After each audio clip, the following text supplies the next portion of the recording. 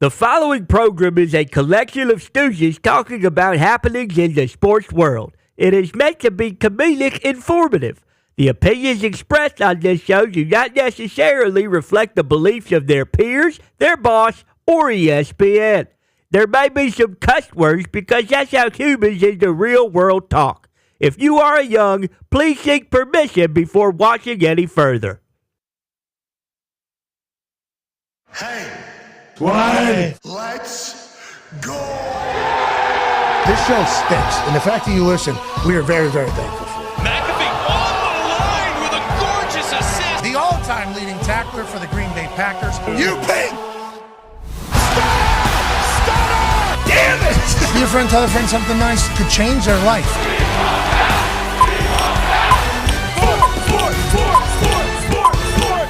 Hello, beautiful people, and welcome to our humble abode, the Thunderdome, on this Aaron Rodgers Tuesday, September 17th, 2024. This program starts right now. Football! Wrapped up, it's week 2 of NFL season, week 3 of college football season with a bang last night as the Atlanta Falcons pull off a 1:05 comeback drive late in the fourth quarter for Kirk Cousins and Raheem Morris to get their first win of this brand new era down in Atlanta for the Falcons. Now for the Eagles, there's a lot of question marks. We'll obviously talk about it all today. Aaron Rodgers will be joining us in about 30 minutes. Remember, they have a game on Thursday, so it might be a little bit of a quicker week. Sure. Mm-hmm. Might be a little fast acting. Mm-hmm. You know, this is standard operating procedure for these Thursday night games with Aaron. He'll be live from the facility, I assume, if this is anything like this has happened in the past. We'll try to get in and see how he's feeling after his second win for the New York Jets, which he corrected a member of the press in his press conference after the game, because if you do recall, in that game last year when he ran out with the American flag on September 11th, he started that game. Here's him chatting about it after the game. What does first win as a Jet mean? Technically my second. We all know that. Somehow that first one counts. 4 important plays. No, well, I don't know if they count on that, but yeah, it feels great. A little journalistic standards, he says. I did get a start there. That was a big-time punt return, I do believe, that won that game for them. But I'm excited to see how he feels, how the building is, and how are things coming together over there for the New York Jets fan base that feel like, you know, we're all the way back. Oh, yeah. Then also we'll be joined by Dahn Orlovsky in the second hour. Okay. The return of the Dahn. Can't wait to see how that goes. Very excited to see how that goes. But also his thoughts on everything happening on a football field for the NFL. Right. Okay. More specifically at the quarterback position. Correct. But today's going to be a great day. The Talks Table's here at Boss O'Connor and at Ty Schmidt. One half of the Hammer, Dahn. Cowboys, AP Tony's here looking great today. Thank you. I appreciate it. Hey, the Gomblers did not bode well this weekend, and last night just really stuck a fork in all of us. Isn't that accurate? Yep. Everyone was on the Eagles. Basically 1 in 9 teams who are 5.5 points or more is what they are on the year, which is just, listen, this earlier in the year, it's pretty good to take the dogs right now because nobody knows anything, and if you're going to get points, you take those points and you just run with them. Yeah, and also, speaking of taking points, maybe take field goals. Yeah. You know, whenever they're potentially run the available. ball. Because in 2022 and 2023, we were in a quick time of, like, offense is so good, we're going to try to score touchdowns all the time. 2024, it feels like field goals are the golden jewel. This is what we are looking for. 7 straight field goals won a game the other day for the Washington Commanders against the New York Giants. Then 6 field goals in week 1 for Boswell, won them. 6 field goals for Jake Moody in week 1, won them that particular game. It's like field goals are now, you know, a precious commodity because how defenses have been able to lock down in the red zone. And I know Michael Lombardi, who'll be joining us on Thursday, was not thrilled with what was happening with the Philadelphia Eagles. He said, in a game that rewards the team with the most points, why aren't we taking the 3 points? And guys like this that have been around football a long time have been yelling at the clouds for a while since field goals became kind of obsolete there for a bit. But now it feels like in this particular season, with how good defenses have seemingly got down in the red zone in a tight area, you got to get those 3 points. And if you have a great kicker, which is seemingly all across the league everywhere right now, that is a massive benefit. So at 4th and 4 with Jake Elliott, no, he's going to knock that home anyways. Last year, 2 years ago, I think right play. Right now with the trends that we're seeing in the NFL, take the points whenever you can get them. I know the Philadelphia Eagles probably don't feel that way, but I think that is the trend across the NFL. And then at the very end of the game, I heard you say, just run the ball. Yeah. Just run the ball. Philadelphia Eagles are up 3. I think a lot of people potentially fell asleep either near this area here as they're watching another primetime primetime game. 3rd and 3. They've been running the ball well all night. Saquon Barkley's there. Atlanta Falcons, no timeout. Drop the ball. Ooh. Stop the clock. You gave a timeout to the Atlanta Falcons. You didn't have one very late into the game. Also, you don't pick up the first down, so now a field goal only makes it 6 points, which means what? Oh, the Falcons can win this. Yeah. What? The Falcons can win this game. And guess what they would go on to do? They would. Kirk Cousins would operate in a primetime moment, in a 2-minute drill with no timeouts, as if he wasn't playing against another team. It was literally just them playing against air. They were able to do whatever the hell they want. They almost drove the ball down too quickly at the end of the game. Peyton Manning and his watch-along on the Manning cast alongside Matt Ryan and Eli Manning were like, hold on now, let's not score too fast. He's like, wait, we didn't even know if you were going to be able to score a touchdown against a very stingy Philadelphia Eagles defense. But instead, they got down so quickly that people were worried that they were going to score too fast and give Jalen Hurts an opportunity at the end. Instead, touchdown, London, who loses his mind. Oh, my God. Sorry about it, Philadelphia. We just scored a touchdown on Monday night in another building with less than a minute to take the lead, potentially. Now, this just ties it, obviously, but a situation that would happen immediately after this touchdown where he's spraying peace. That was 2 fingers. All over the place. He's spraying peace. He's a peace sprinkler out there. Not in anybody's face, only with his teammate near the sideline, spraying peace. We're calling a penalty on that? I don't know. Then you go back to the Jalen Hurts run from earlier in the game where he picks up a massive 4th down, gets tackled, gets excited. Not in anybody's face. Not in anybody's face. Just kind of does his thing, loses his mind at home. Once again, Monday Night Football, big run. Hey. Not in anybody's face, just celebrating. And I know we learned you can't spike the ball. Can't spike the ball on the field. It's automatically a penalty. It's like, I guess we can't have any feel with anything because in the fourth quarter, if you have feel and people hate it, you get mad. But after the touchdown in the fourth quarter, less than a minute left, for him to, and I understand that could have been fireworks. Yeah, could have been fireworks. Boom, boom, boom, boom, boom, boom, boom. Super soaker. This guy's whole, there was, what are the, it could have been a super Roman soaker. candles. Could have been a big old Roman Roman candle. Laser tag.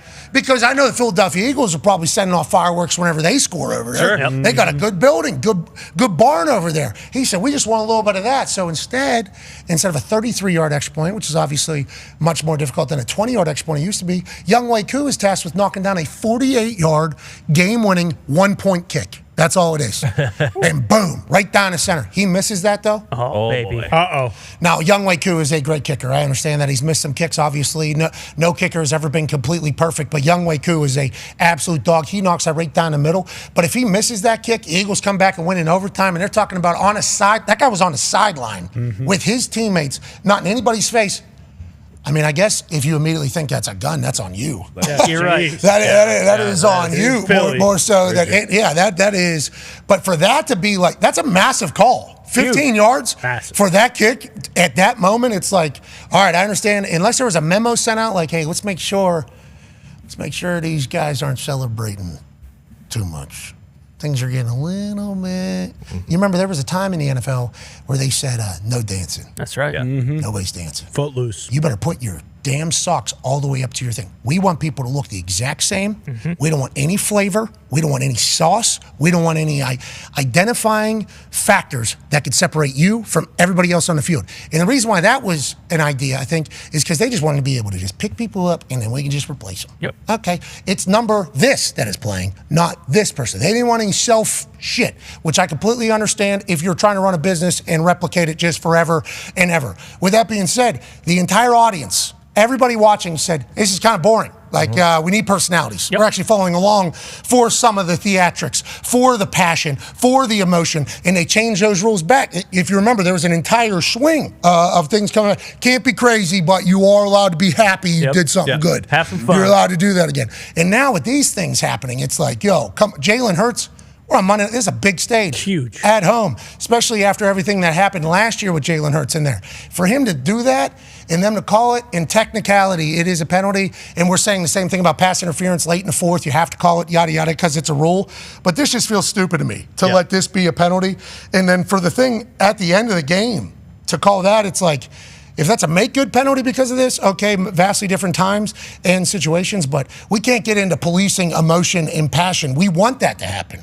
Everybody talks about college football. Well, they love who they're playing for. They love the passion. You know, it's different than the NFL where they're just playing for the paycheck. Now, I don't know if those people still feel that way with how college football is going and everything like that, but that used to be the thing. Then whenever guys showcase emotion and passion, all of a sudden it's a penalty. It's like, I don't like that. I like people to be pumped up. I like it. And if people are stone cold killers after things they do, cool. Let them do that. But the guys that are excited and pumped and want to dance and celebrate, if they're doing it with their teammates and not towards the other team, who cares? Now, I will not say anything negative about last night because that was a primetime game with a late fourth quarter comeback, and Kirk Cousins did something that I think he has done on a much more regular basis than people give him credit for. There's a stat that came out last night. Oh, yeah.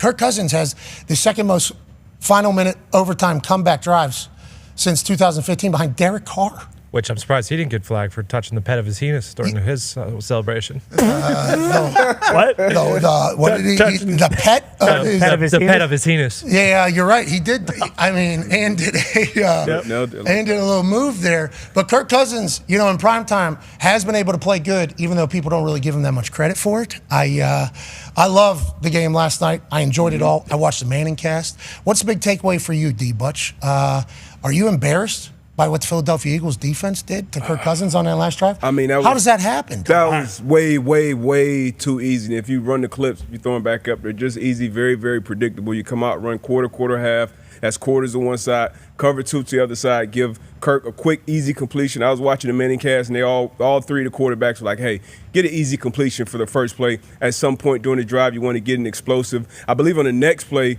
same coverage, just flipped it. So cover two to the right side, to the rookie side. He played the short route, let the deep corner in right behind him. Once again, way too easy. Then they go single high, man to man, and Kirk hits a couple more guys. So way too easy for them to just walk it down and punch it into the end zone.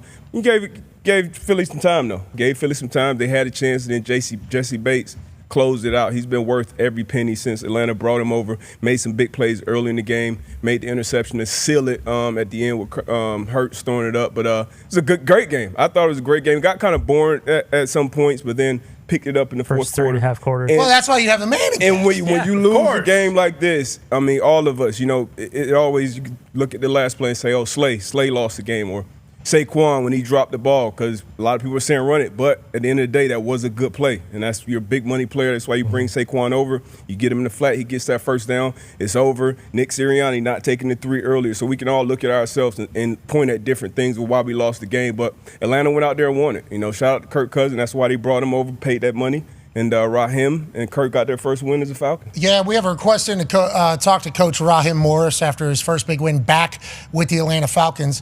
Everybody wanted to run the ball because they were having success running the ball. But to your point there, D-Butch, best play, right? What's your best play right now? Because you get a first down, game over. No timeouts for Atlanta Falcons. So here's a little easy football math. If the other team has no timeouts and you have a first down at the 2-minute warning or under, game over. Game over. So that is the goal, is to get to the 2-minute warning with the other team with no timeouts and you have a first down. So you'll see a lot of decisions get made to get to that point. They get a first down right here. This is game-winning play right here. So everybody's saying run the ball, kill the clock. Agree. But in Sirianni's head and Kellen Moore's head, who likes to run up the scoreboard. He does. Right. He's run up the numbers. Mike McCarthy talked about Kellen Moore making a decision to throw the ball instead of run the ball a few times. And he said, I've been there. I've been like Kellen Moore. I want to run up the scoreboard and everything like that. I think this is what they thought was best play. Because if he had been running the ball very well, look how sucked up everybody gets. So like that's an easy, hey, here we're going to run it. Everybody gets up in there. He's wide open in the flat. They get a first down. It's over. So I don't hate that call as much as everybody else seemingly did. I will certainly chat with Lombardi about it whenever he comes out on the show on Thursday, because if that's a third string running back, okay, but it's Saquon Barkley, like that's Christian McCaffrey. If that's Alvin Kamara, like that's all right. If I'm a coordinator, I'm a play caller. Hey, let me put the ball in my best player's hand. Now there is an element of risk every time you pass the ball, and when you have a play like the tush push, when you can run it and hey, Saquon, get us at least 2, and we know if we have that 1 yard left, I like our chance to get it. So I definitely 100% agree and understand the run the ball. But this is a great play. It's a great play design, and a gotta have it situation. Bill used to always talk about him. And it's your best player, so I'm sure Saquon, he wants the opportunity again to make up for it. Well, it would have been a great play, right? Like it was a great play. Yeah, it wasn't a great play because they didn't get it. It would have been awesome. And like I completely You're so results oriented. Exactly, I am. Okay. Look, you want to drain the clock. That's the old school thing to do. And these new school dudes love winning the game with their cool, great plays.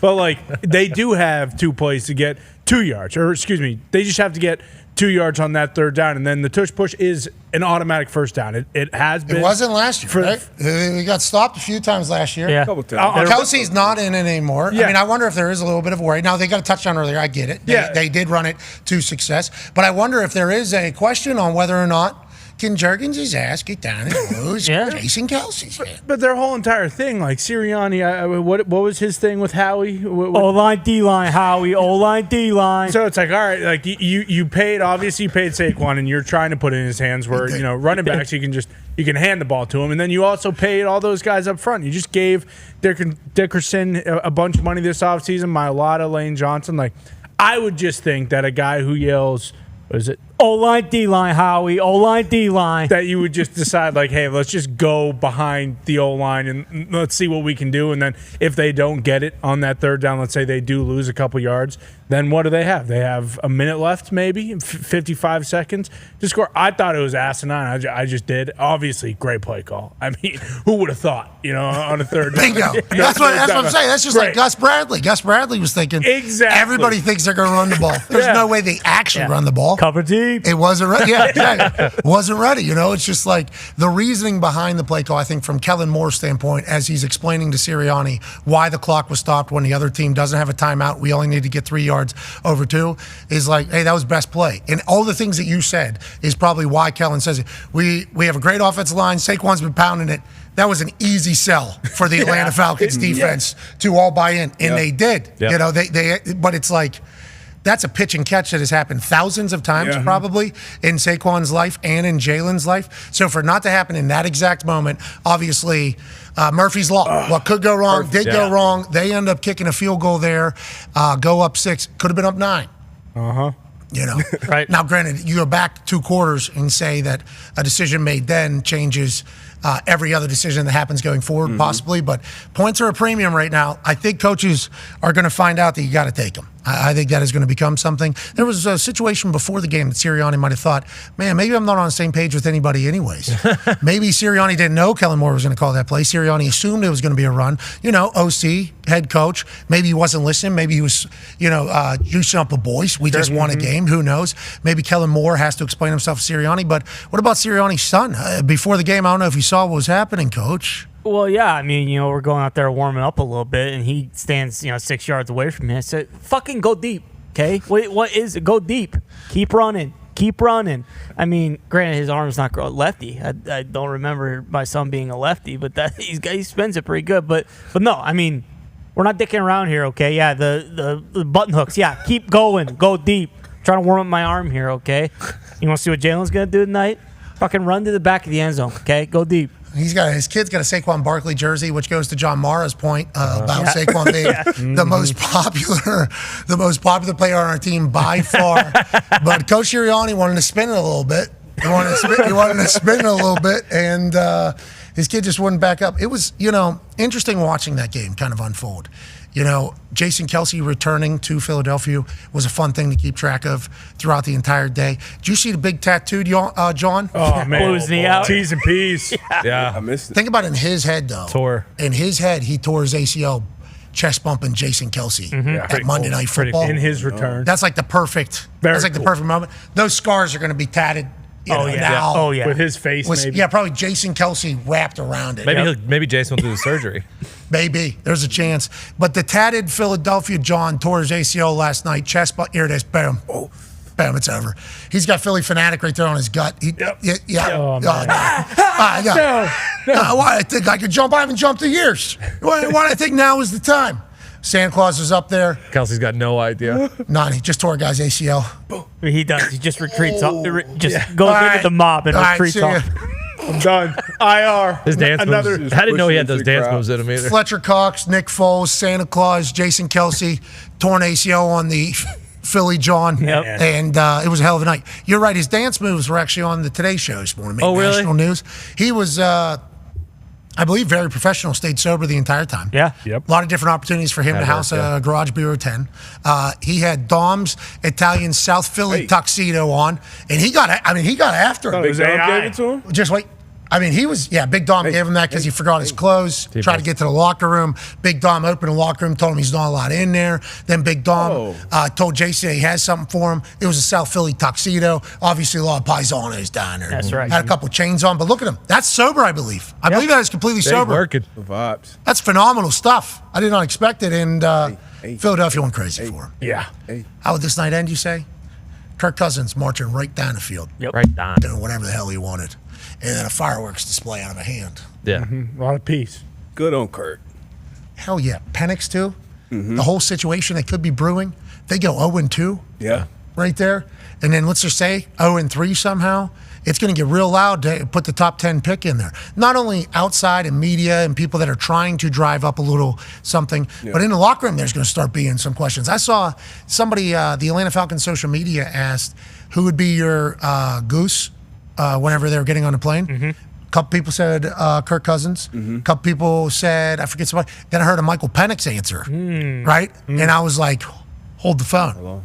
Okay, so I don't know who that particular player is. I should have done a little bit more research, but they already enjoyed Michael Penix and would say they'll be that. And that's just a natural thing, especially this draft class. Younger people might gravitate towards Penix more. So if Kirk doesn't win, and I know they're saying he paid $180 million, he's the guy. It's like locker room also being like, he's guy, okay, I get it, but we also got a guy who we like a lot. That's a huge win for Kirk Cousins in Atlanta. I was glad he just looked healthy. You know, he didn't look 100% week one. You know, this week he was getting under center more. Dan Osa getting back to the roots of that Falcons offense, getting under center, some more play action, some more run game. So I was happy to see that. But your goose, what's that? Is that Top Gun? Yeah. Okay, Maverick and okay, Goose. Okay. You know. Wake up. Obviously, I know that's You watched Rooster that. I last night? just said I gonna say. love Miles. I love Goose's boy. I know the movie. I just wanted to make sure I maybe missed something. I didn't see the original, to be clear. No. What? Yeah, I've never seen the original. Pat. I have. Don't tell him that. That might be worse than me not seeing Mighty Ducks. No, Whoa, it's it's not. not. I What? assure you it is not. Ducks fly together, brother. Easy. Quack. Quack. Oh, Quack. Quack. Quack, quack, quack, quack, quack, quack, quack, quack. Oh, Ducks! Cake Hans. eater. They both should be seen.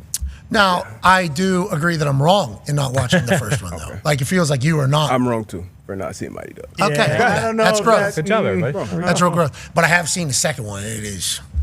Top notch. Still hits. It is. Grazie. Big game this weekend between the Los Angeles Chargers and the Pittsburgh Steelers. Jim Harbaugh was asked about his thoughts on the Pittsburgh Steelers, and this is obviously the answer that Harbaugh chose to give. Well, playing against them as a player, there's an aura there. Yeah, that's and just everybody I've ever met from Pittsburgh. You know, I mean, there's nobody on this planet I have more respect for than Ben Herbert, and he's from Pittsburgh. Or John. Just I know the kind of football people that come out of the Berg. You know, it's real. It's genuine. It's unique. You know, just nothing but respect for it. Wow. You guys are going to clap for him when he comes out on field on I was Sunday? going to say he won over quite a few Yinzers when he walks into Acrisure on Sunday. Maybe a little bit less of a hostile environment before kickoff. Once kickoff happens, that's all out the window. It doesn't matter what he said. But I am very, very excited for that game Sunday because it feels like it's going to be a smash mouth, old school Harbaugh versus Tomlin type game. I'm very, very excited for that. Yeah, I'm very excited as well. And obviously, I'd assume that Harbaugh and Coach Tomlin have massive respect for each other. Yes. J.K. Dobbins, obviously, we think is probably going to be a pretty big part of the entire game. Yep. He loves playing against Pittsburgh Steelers, said that yesterday. Mm-hmm. And then Justin Herbert, I know he's been like pretty boy, okay? Pretty boy, kind of quiet, doesn't talk much. He's got some sauce. Listen to this from this past weekend's game. You see there. Second down and 4. Hey, kill. Got the next play.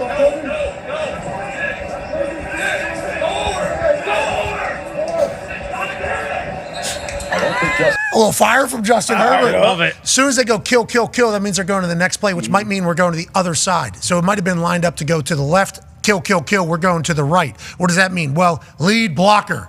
Go ahead. We're moving. We are moving. So whenever he's saying go, go, go, he's talking to the fullback. He's looking forward, hoping that he will remind him. Then whenever he turns his head and sees him, come.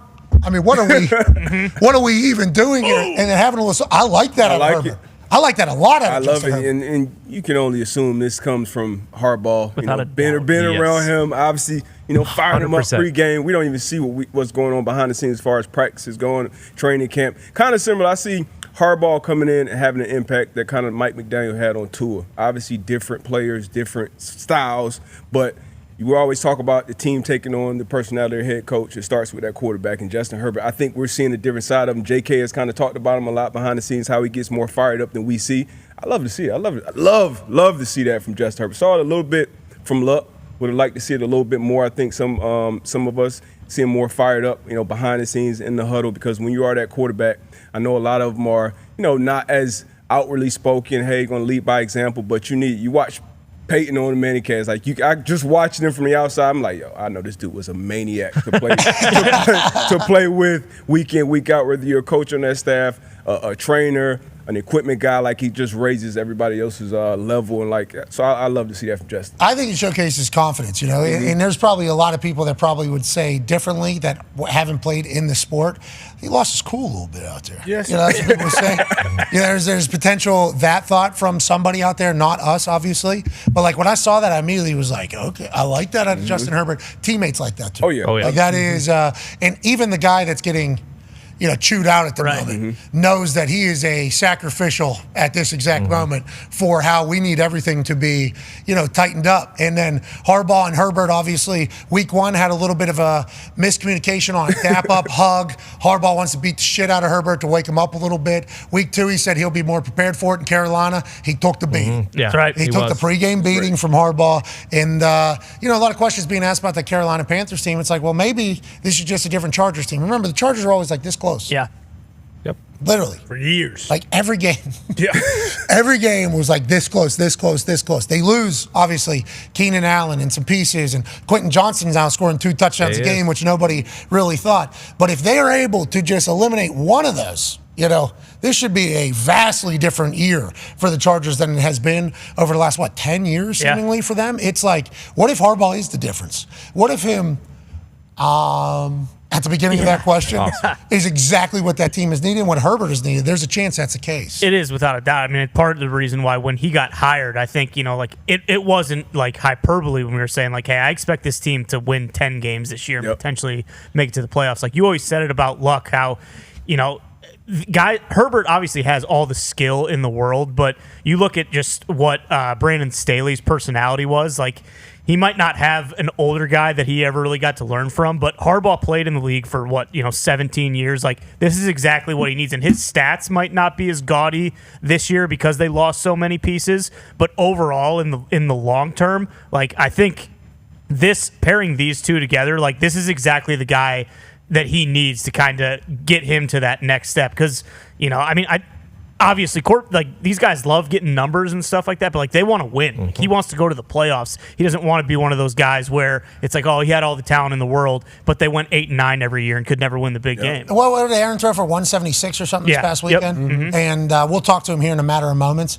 He'll be that does not matter. No. Winning the game. Tom Brady was A-okay with just handing the ball off if he had to, using play action. That is Patrick Mahomes last year. Yeah. They were just running the ball. We're going to punt. It's okay. We're going to do that. It's interesting, all these people that, think they want to do something, have this mindset of if I put up the most numbers, that's good, that's good, that's good. It's the thing that matters is winning. And when you win, the quarterback's going to get credit, coach going to get credit, but there's enough to go around everywhere. If the Chargers start winning, good for them. Oh, yeah. Now, let's go back to the AFC North because the Chargers are playing the Pittsburgh Steelers. Jerome Ford of the Browns said that when Jameis Winston comes into a huddle, he tells the play as if he has a secret to tell, a surprise to tell. Just so jacked up. Yeah. Guys, listen. Ready? Eyes wide open. This got quote tweeted, I believe, by, Michael Woods II. Can second this. Eyes be big AF. Okay, so I enjoy the fact that seemingly everybody has the same view on Jameis. This guy's just entertaining. Imagine Jerome Ford sitting in that huddle. Jameis comes in, starts talking, and he's looking. You're always like this. Yeah, what? Okay, it's like the elf. This guy's like elf. Yeah. This guy just always jacked up, always excited, always has something. I love Jameis. Now, with the injuries that are kind of happening to quarterbacks, is there going to be a conversation about Jameis going somewhere and starting this year? I hope so. I think they're going to want to hold on to him. Yeah. Miami should give up a first for Jameis. Yeah, because there was a thought Jameis was going to get released. Yeah. Remember? There was, that. There was a thought Jameis was going to be released, and I immediately was like, well, that feels like there's going to be a bunch of teams that would like Jameis Winston. The more I hear about him, the more I like him. Speaking about the more I hear, the more I like Cincinnati, place that we love. Yeah. Love it. Good time. I mean, Ohio, well, of course, what's not to like? Now, the fans in the city, I don't know, but... some of the fans. Come on. Not all of the fans. Majority. Some of the fans. It does feel like the Cincinnati faithful. The who they. Who they say gonna beat them Bengal faithful. Don't love that we point some things out at the level in which we do that is happening for the Cincinnati Bengals, not happening anywhere else. You know, the walking across the street, the no indoor facility in a weather season climate until after you make it to the Super Bowl. You actually have to go do practice in between lacrosse practices at the University of Cincinnati in a bubble. You have to hop on a bus during Super Bowl training, go to a university down the road to utilize a bubble because you don't have an indoor practice facility, even though you live in fucking Cincinnati, Ohio. Okay? Yep. So we've pointed out these things. We got a watch party for $100. Awesome. Okay? But get $25 to concessions and $25 to a pro shop. So you're basically just spending money with us without spending money with us. And it was a good crowd at that. We saw a couple videos. Yep. Obviously, looked a little sparse on the field. We apologize, didn't do enough research. The Bengals fans, I think, a little salty towards our program right now. The TVs. How about TV selling for $55 out of the parking lot? Yeah. That doesn't happen anywhere else. It doesn't. So New TVs look good. New TVs look great. We saw it in the video. So Reporting the news. that's all. Journalistic standards. We're doing our thing. Speaking of journalistic standards, I think there's $1 billion going into stadium renovations. Okay.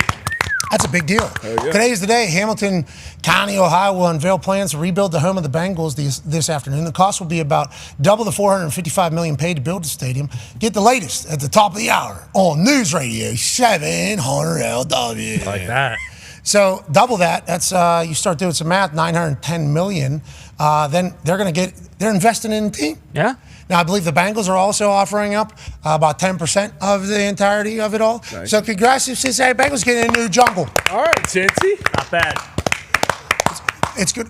Okay, perfect. Aaron, in middle of meeting, he will be on in 2:25, at 2:30. There'll be a break in the show, so we will talk to him then. But that's good news for the Cincinnati Bengals. Getting a new stadium. Yep. They got the naming rights. Yep. They got an indoor facility. Yeah. Still got the Toyota Highlander cement truck situation. Right. Sure. But you could easily build a... Yeah, like a little tunnel. They have escalators in the stadium. They can build an escalator over the road. What are you saying about the escalators? Sometimes they're just not good. Well, escalators turn to stairs sometimes. Is that what you're saying? Yeah. And did that happen? I believe it has. When? It's a good question. I'll research further.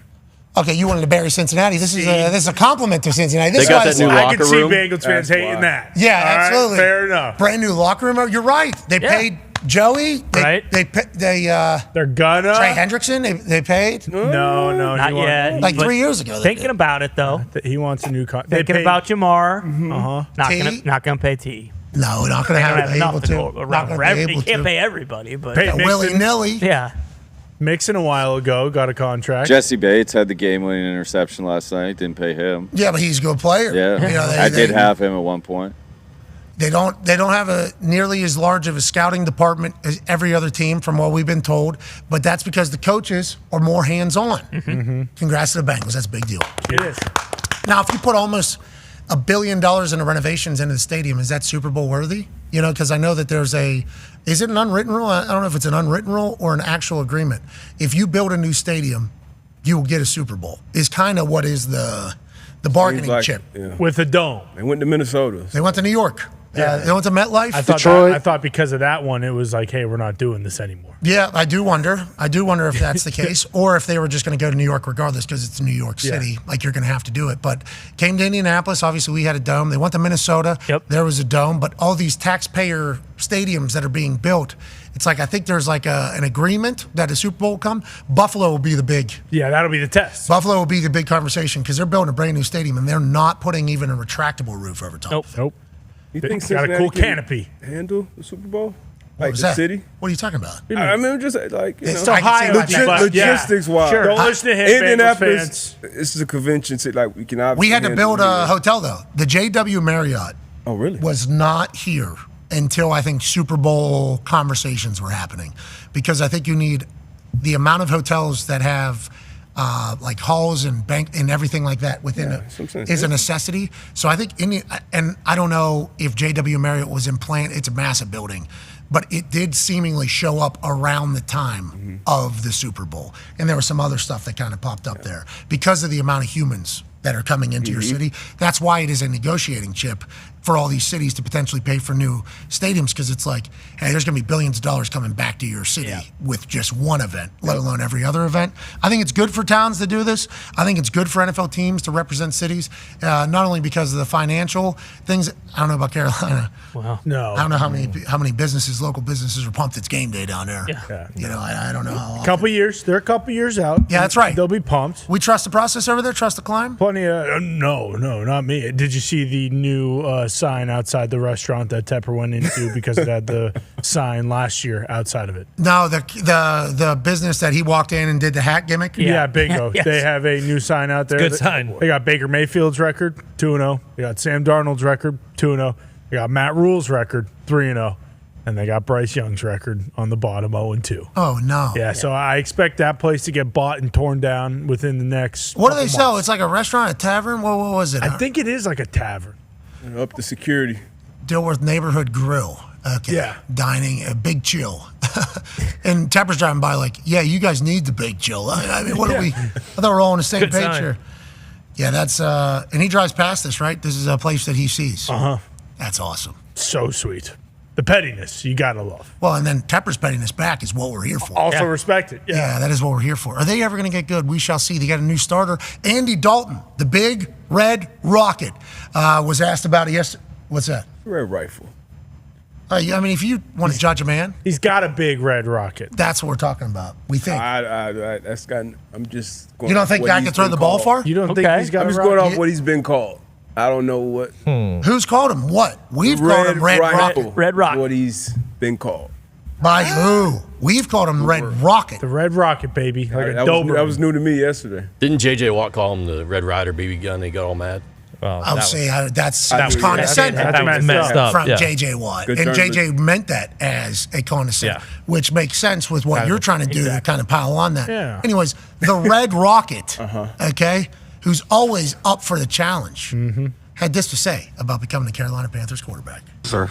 You know, I'm really excited for this opportunity. You know, when I came here, I wasn't sure if I was going to get another opportunity to start again, and so I'm really looking forward to it. I'm excited about what's ahead, and you know, it's a tough situation. I've been on both sides of it, and it's not hard. I mean, it's hard on everybody.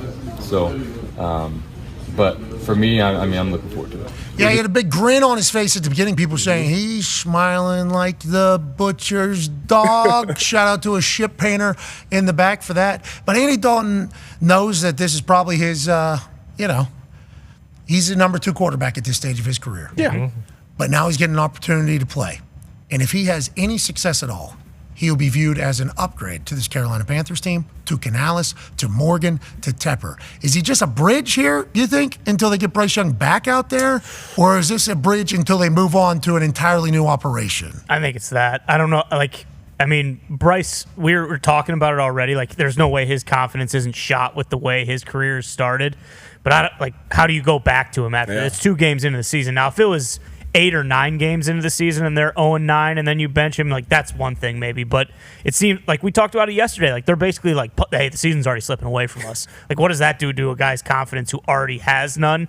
And I don't know. I'm like, when I saw this yesterday, I was like, Carolina's going to win this weekend.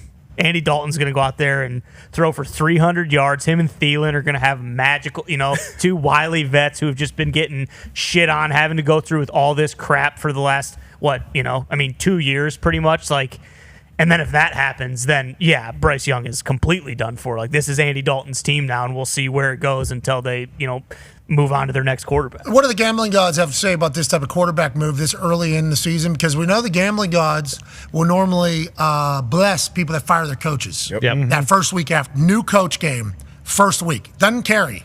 Does not carry. First week. Jeff Saturday, first week. That's right. After that, he's like the greatest example of this. It is normally a renewed energy, a sense of like, okay, we can go prove ourselves to somebody new. Here we go. Normally cover. Normally very good bet with the fired coach situation. New quarterback. Is there any gambling god numbers? Yeah, they like it. They like it. Fortune favors the bold in the coaching. And the brave. That's what Matt Damon said. Matt Damon said fortune favors. In the coaching and quarterback change department. Normally there is a quick boost in the quarterback change department. Now, similar to the coaching department, it can fall off after a week or so. But it is similar. I spoke to an ESPN insider earlier this morning about this situation. Hamill? No, Adam Schefter. Oh. You guys just talking to each other? Wow. Yeah, the guy's number. AP Tone. You guys FaceTime? It was Zoom. You zooming? Oh, you took Chaz's job. That's right. Yep. Right? That's right. And that what that was? Yep. Yeah, that's what took place. First option, baby. First option post. Yeah. Chaz. Oh. For obvious reasons. Yeah.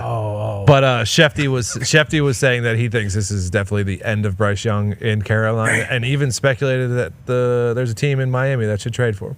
Whoa. Ooh. That'll be on the Adam Schefter podcast, releasing. It's hot. I just checked before. Available now. Wow. Okay, that is what Schefter says on there. Maybe Miami wants a little Bryce Young experience. Maybe McDaniel's the right guy for Bryce Young. He's accurate. He's a football savant, they say. Yep. Now, both of those things, we don't know if it's true or not. That is just what was being said about him going into the NFL. Right, yeah. This guy, he's accurate. He knows the game. He has good feel. None of that happened in Carolina. Was it Carolina's fault? Was it his? New place, potentially home. Is Miami the spot for him, D? I would not mind him coming over to Miami at all. I just talked about how Mike McDaniel, what he did to Tua's confidence. So a guy who has obviously lost his confidence. We know the intermediate accuracy that he has, the athleticism. That doesn't just disappear once you get to the league. Bama guys. Yeah, he was surrounded by Bama guys, but it's Tua. Tua, yeah, another Bama boy in there. Waddle as well. But I would like that move, but in Carolina, going to Andy, Canales going to Andy, we know Andy can play good football. Is he going to be a long-term answer at quarterback? No. But you know he can play some good football and maybe win you a game. You weren't getting that from Bryce at all. Like, so you haven't seen him play good football. So to keep that locker room going week by week in the season, Dan Morgan, Canales, they have no loyalty to Bryce, so you move on to Andy. I don't see a bridge back to Bryce.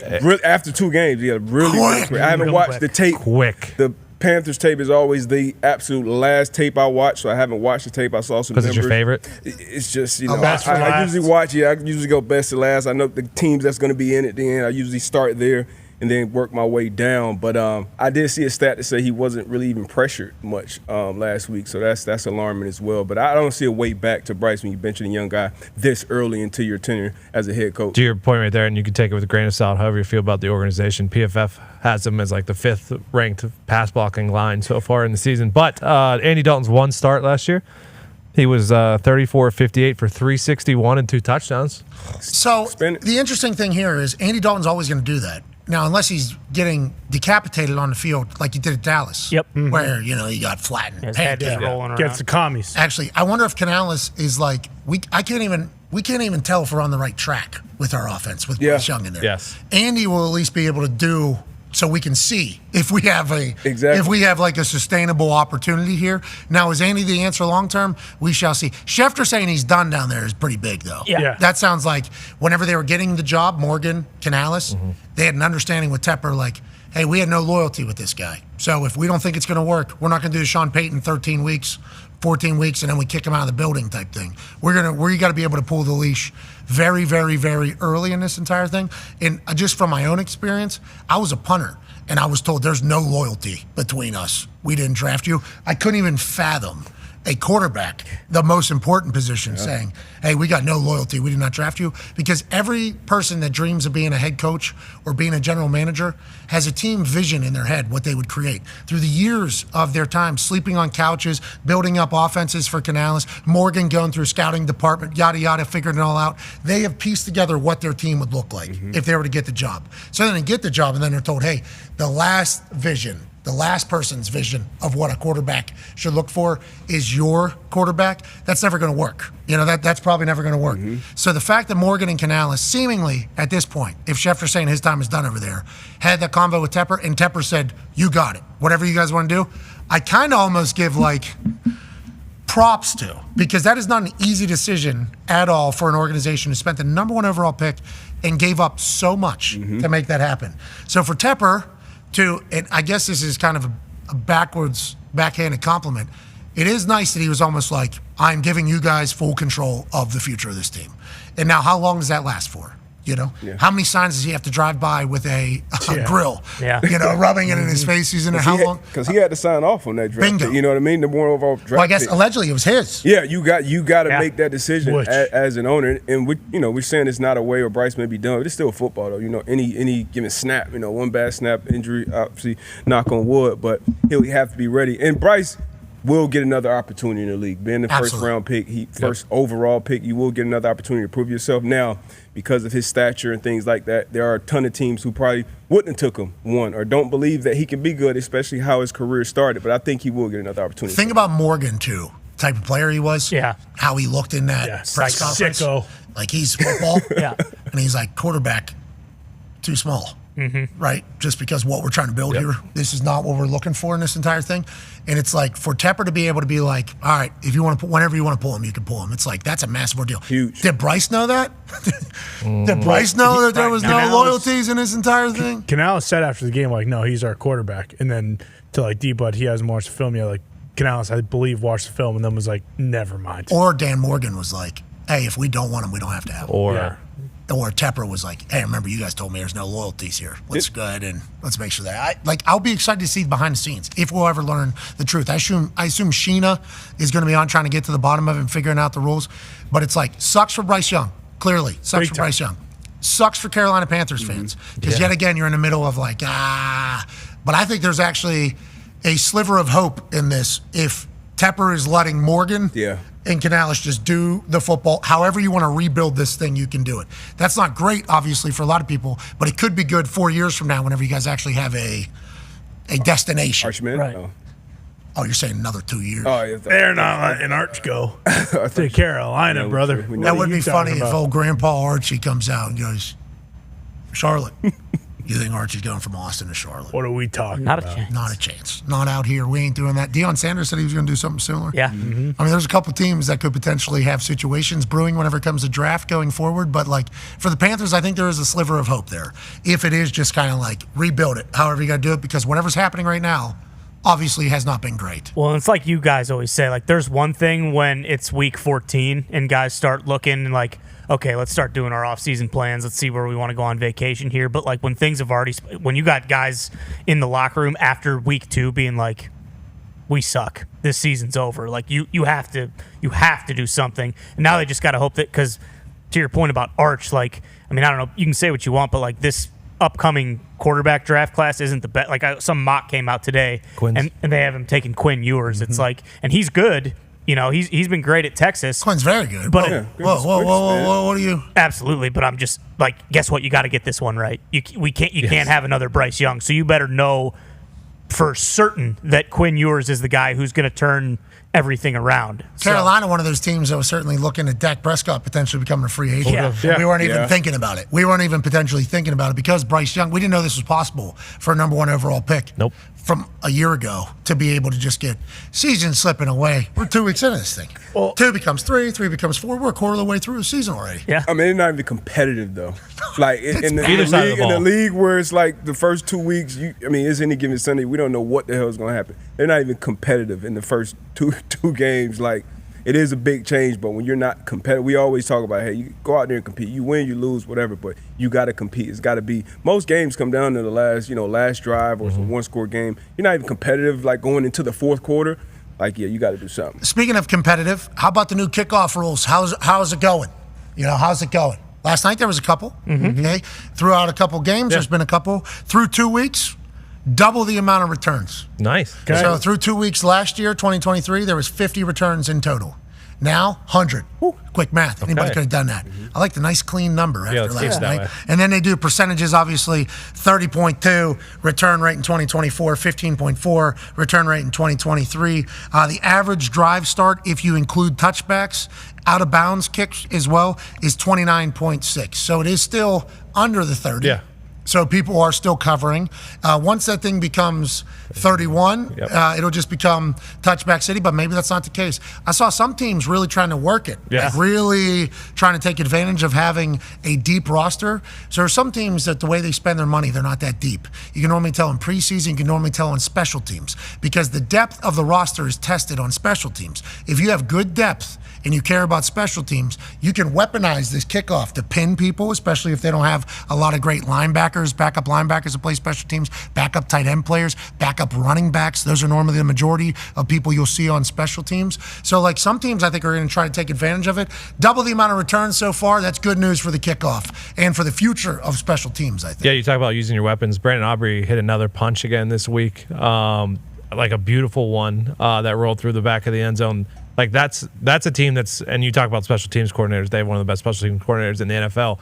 Like the good ones are gonna do stuff. I don't know if he wanted to hit it at exactly the 19 or 20 or whatever it was, but that's 2 weeks in a row that they've done that punch kick. So that ball's at the 20 instead of the 30. Yes. Yeah. Okay, so that's a huge difference. Their best play. Ball at the 20 is a it was their best play. Ball at the 20 is a massive ordeal. That's old school touchback. That's after a punt touchback. You look at the percentages of scoring from the 20 versus the 30. It's one less first down. Just clearly, one less first down is needed. There was some other first down situations that were brewing from special teams. Ladies and gentlemen, it is time to put an eye on the fourth down quarterbacks. Okay. For these NFL teams. Hell yeah. It's time for some big old punts. Yeah, we're talking big old punts right here. And right there is 4 guys, one of them in the Hall of Fame. The other 3 probably should be and will be at some point.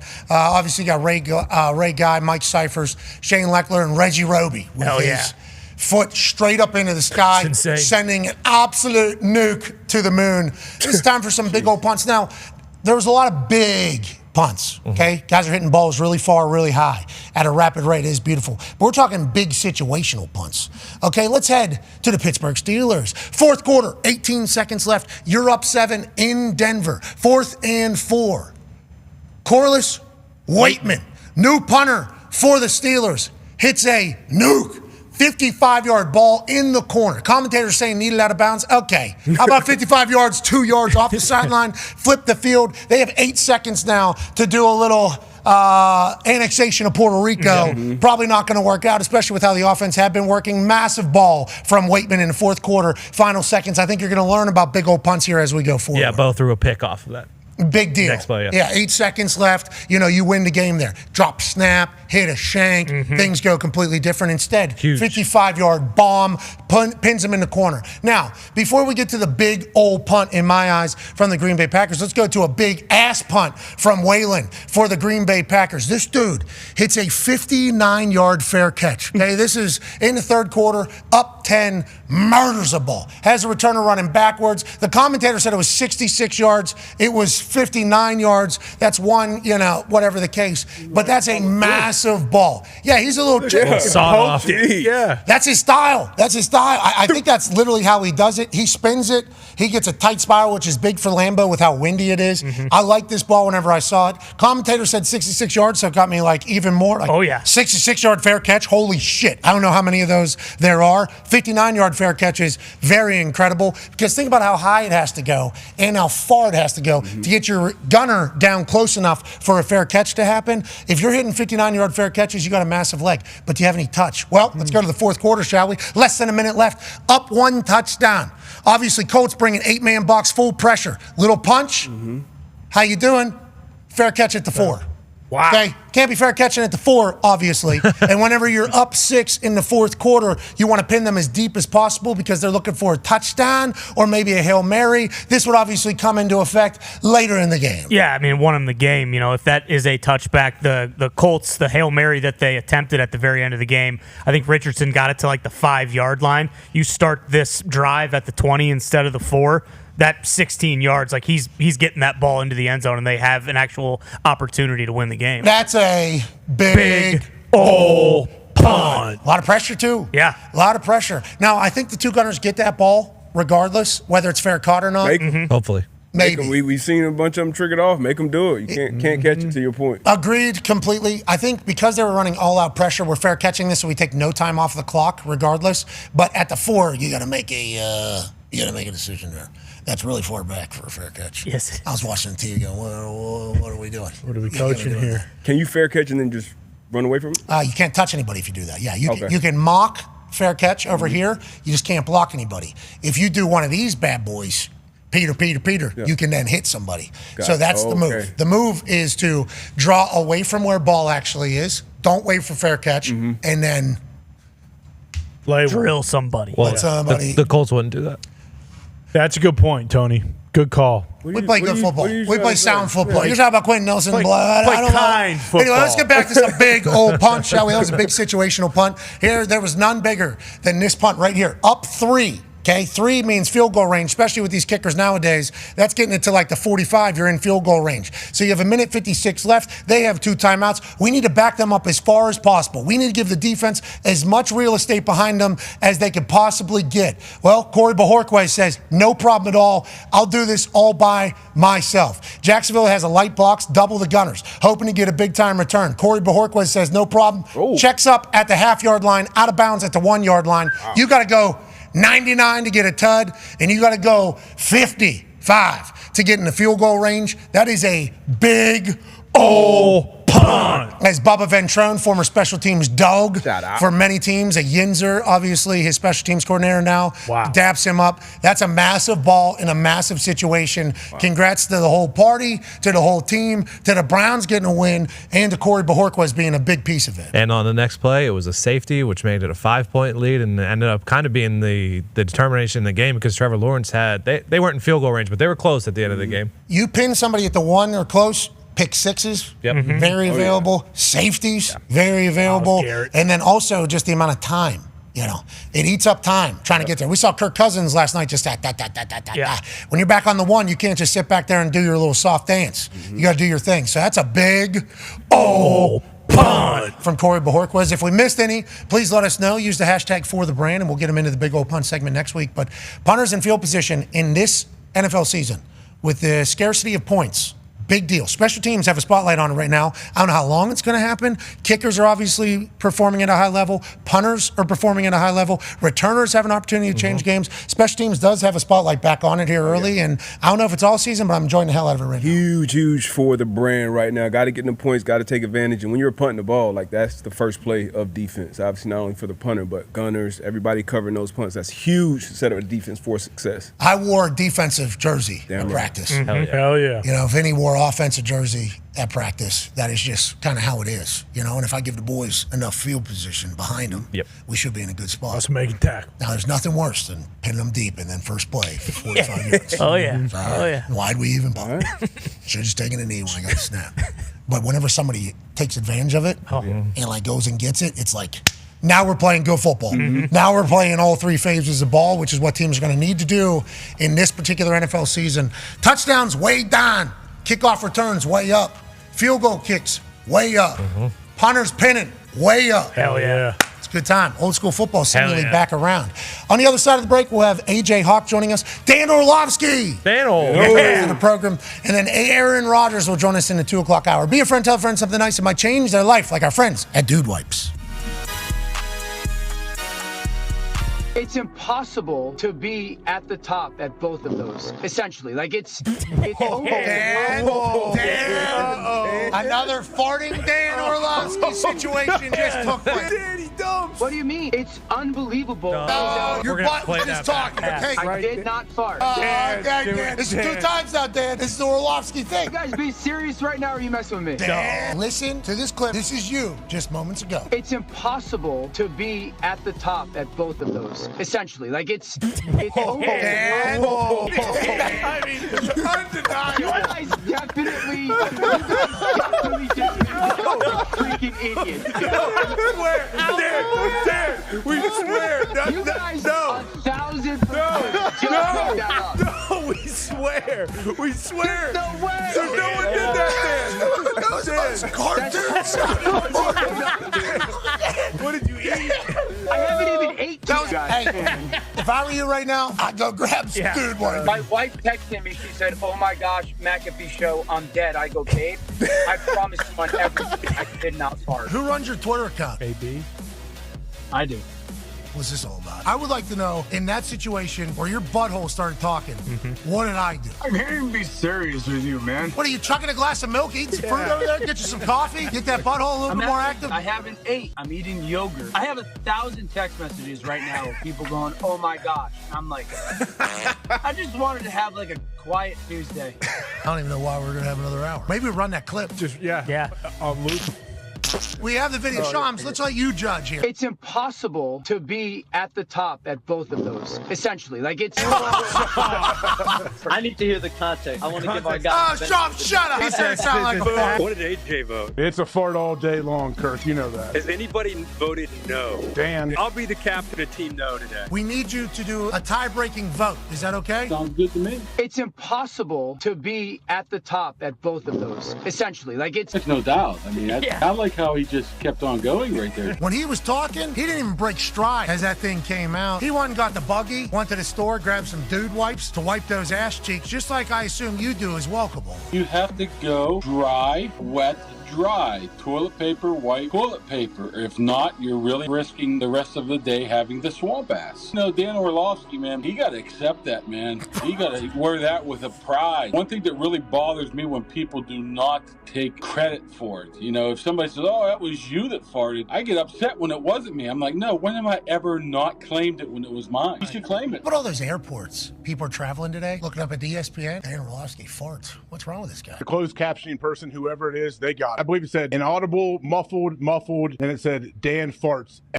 The following program is a collection of stooges talking about happenings in the sports world. It is meant to be comedic informative.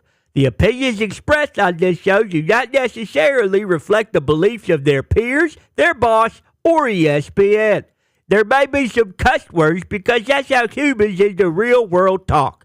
If you are young, please seek permission before watching any further. Hey, What? let's go. This show stinks, and the fact that you listen, we are very, very thankful for. McAfee on the line with a gorgeous assist. The all-time leading tackler for the Green Bay Packers, You pink. damn it! Your friend tell a friend something nice could change their life.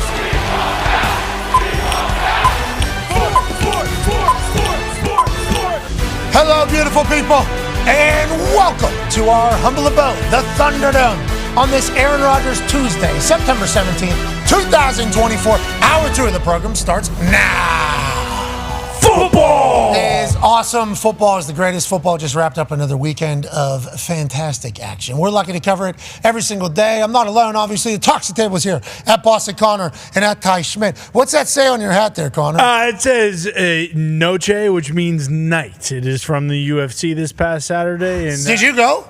I did not go, but I watched it at home, and it felt like I was there because of how cool they made the 1080p kind of viewing experience from the at-home perspective. I thoroughly enjoyed it. Sounds like you're just saying things you've heard other people say right now. Yes, the 1080p thing, yes, that's exactly right. But genuinely, I did actually enjoy the entire thing, and I thought the videos were kind of one of the coolest parts. Sick. Did you turn off all the lights in your house? Yes, we did. And how close did you get to your TV? I was this, brother, I'm not even kidding. I couldn't sleep because my eyes were still glowing after because I was this freaking close to the thing. I felt like I was both in the past of Mexico and in the future. And let me tell you, Mexico City's got a bright future. If what you saw out there, if what I saw is the future of that city, look out. It was a great noche for UFC, don't you? Truly one of my favorite noches when it comes to the UFC in general. Yeah, early mornings they turn into here on the East Coast. Yeah, true. Yeah, they go noches into mañana mornings. Yeah, and that is certainly right. Yeah. Right? UFC mañana they could have called it because it didn't start till. It could have been noche and mañana. Mañana. Which they put on the back of the Sphere for the fight with Sugar Sean, right? Yes, they did. The future of the entire thing. It does look sweet, Don. It was very, very cool, and I'm just glad I got a hat because I love Noche. Shout out to UFC, by the way, sending us some merch quickly. Yeah, it's very quick. Shout out. Great merch. They might have droned them in. I'm not 100% sure how that entire thing worked out. One half of the hammer, Dahn. Cowboys AP Tone is here. How dominant of a start the sportsbook's having this year for the NFL season? Week 2 was one of the most dominant that I can remember. Slaughter. Slaughter, bloodbath, massacre, any of those synonyms. Anonyms work too. Anonyms. Might be the worst one I've ever had. Well, yeah, it's all right. We'll talk about the Guardian Caps. That one was on purpose. But yes, it's been a bloodbath for the gamblers thus far. Yes. Is this normally tip the scales back in our favor for gambling, or do the sportsbooks have the capability to just run roughshod all year? No, I don't think all year because like I said yesterday. We should not give up hope. No. Week 1, you see it with your eyes, so you think you know. But you have no Week idea. 2, it smacks you right in the mouth. The internet face. This is the true story, or the real story, of 8 strangers living in a house. Gambling. But it's the whole world. Yes. So the sports books are hot yet again. Let's remember that as we're going through our picks. And if we get one right, we should celebrate. We'll bounce back. We should certainly celebrate. 9-year NFL vet, host of Everything DB, Good D, Bad D, which will be debuting later today. Darius J. Butler. Yes, sir. Once again, shout out to USC. Probably my favorite notebook. What is that? Probably my favorite notebook of all time. Yeah, that's the Noche notebook. Noche means night. Noche does mean night. UFC stands for Ultimate Fighting. Go ahead. Championship. Yep. Well done. Of course. You knew it. You knew the entirety. You love a good notebook. Love a good notebook. I thought it was interesting they sent notebooks. I do appreciate that was one of the That gimmicks. was Dana's I'm gonna personal use touch, Ty said. Journaling. Yeah, I'm gonna use mine for sure. Yeah, absolutely. Yeah. Journaling. I already wrote down a touchdown parlay in it for next week. And we're going to hit. Yeah, absolutely. You need to do that because sports books are winning, we're losing. We have some breaking news out of the WWE. Ladies and gentlemen, when Drew McIntyre re-signed with the WWE, they had The Rock announce it. Okay. It's not The Rock, but it's certainly one of our lads. So we are incredibly lucky to announce that Mr. Banger after Banger himself, Sheamus, the big fella, has officially signed an extension with the WWE. Obviously, Sheamus, the man that traveled over to Ireland and was the only one to pick Georgia Tech over Florida State whenever we had game day over there, and was our host and really showcased us to his entire hometown of Dublin, took care of us, kept us in great spirits the entire time. A man who's been wrestling for the WWE, I think, for 17 years now. Wow. Signs on an extension to stay there. And we'll tell you, fella, we're proud of you, man. You deserve it, though. Yep. You deserve it, fella. That's the crock. That is the crock. Yep. What's the crock? That's the crock.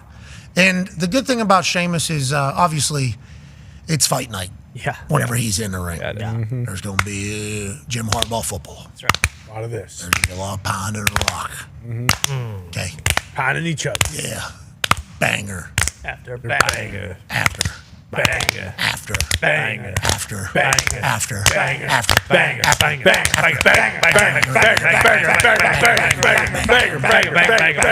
After. But out of the ring, he's a good lad. He's a lovely fella. Truly. Stopped at 3 different bars, one Irish pub that he gave the sign-off on here in Indianapolis to get enough Guinness glasses to take on the plane to Dublin so he can pour a proper pint of Guinness to say thank you to us. Just an absolute lad of the lads. Congratulations, Sheamus. We're proud of you, buddy. Love you, Sheamus. Love you, Sheamus. We do. And, you know, his story, if you look into it, for him to re-sign this again and have this much success for this long, obviously his work ethic is through the roof. The way he gets along with people is obviously immensely important. But his drive from where he came from to where he is now. We're proud of Sheamus. Hell yeah. Proud of him. Unreal. And we also learned that he was never painting his skin white. He was actually that pale. That's right. Pale. Which none of us could have expected. They were white balancing off of his chest for a while. Crazy. Whenever they check cameras, we need the most white of all time. They're like, Sheamus, lift your shirt. And you're like, let me get in there. Jeez. Didn't know he could be translucent. He was for a long time. Proud of him. All right, joining us now, ladies and gentlemen, is another very white Caucasian. Yeah. He's the all-time leading tackler for the Green Bay Packers. He's a college football national champion, a Super Bowl champion, a Ryder Cup winner. Ladies and gentlemen, AJ Hawk. Yeah. How about Big Sheamus, pal? How about the lad? Yeah, congrats to Big Sheamus. He was talking about that, I believe, in Ireland. He was saying, he was working on signing an extension. He wants to stay in wrestling. So this is awesome. You're right, though. You could white balance off of me as well. No question. Yeah, that is a factual statement. And the amount of lotion, sunscreen that AJ's maybe the greatest sunscreen applier I've ever been around. Yep. There's not a moment going by where he's even testing. Nope. Not even a thought. Do we want any tan at all? No. Good. What are we talking about? We're beating the sun. The sun thinks they're going to beat me because I'm crispy white. That ain't true. Nope. No. I'm going to spray myself down every 20 minutes, this guy. It was phenomenal work. You'll never get skin cancer. There's a good chance I am in line to get that, and hopefully the doctors will be able to take care of that. Let's talk about last night, AJ Hawk. What a win for Kirk Cousins, who now has won 4 out of his last 5 Monday Night Football games. Primetime Kirk is the real deal. 2-minute drill right down the field to take the lead with less than a minute left. What a night for the Falcons and Kirk Cousins. What did you see from the game, AJ Hawk? Man, I know there was points in the game where people thought it was a cagey match. It was kind of boring for a little bit. But you know what? When a game comes like that and it delivers at the end, Monday night, I have nothing to complain about. But Kirk, I feel like if you watch from the start to finish, they seemed worried early. Oh, he's not pushing off his back foot. His Achilles doesn't look great. He's not moving. Don't you think he may have got loosened up a little bit? He felt like he was moving better. He was stepping into throws. And obviously this last drive was just an absolute thing of beauty. Yeah. And I heard D-Butt talking about the Manning cast. I was watching as well. Like they did, Kirk pretty much did what all 3 of them laid out what you should do here in a 2-minute drill. Yeah, first play, we need to get positive yards to get this thing rolling. We need some sort of explosive at some point. Listening to that was awesome, by the way. I think every defensive player and coach should probably hear, hey, this is how Peyton, Matt Ryan, and Eli. Now, Eli and Peyton, you assume, have very similar football thoughts, but Matt Ryan comes from a different school of football. Yeah. This is his exact thoughts, and Kirk Cousins is agreeing to the exact same thing.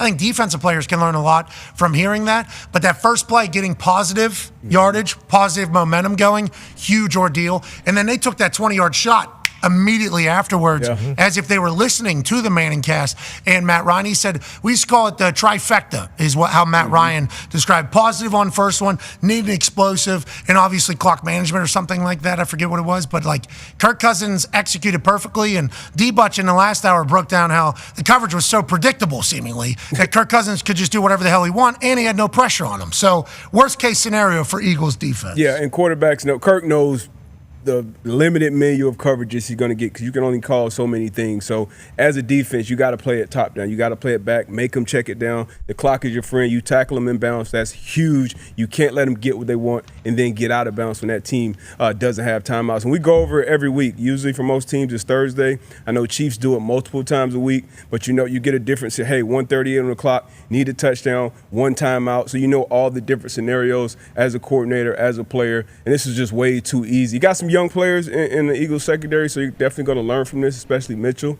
But as a quarterback, he got exactly what he wanted. And he knows exactly where the holes are in every one of these defenses because he's been there. That's a veteran quarterback.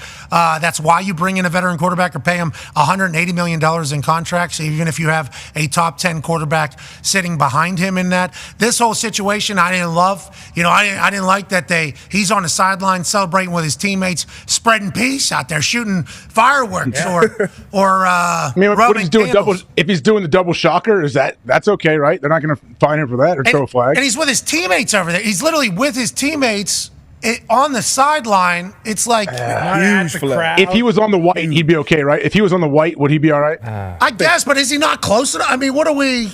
People running down that sideline after touchdowns and after kickoffs and everything. It's like if you're making an attempt to get back, they normally count. It's like This just seems a bit. You almost want to touch me when you're doing a little roundabout whoop-de-whoop? That's probably why. I don't think so in this entire thing. It almost made me feel like during COVID when that one ref backed that ass up. Oh, my goodness. That is true. Tony Correnti.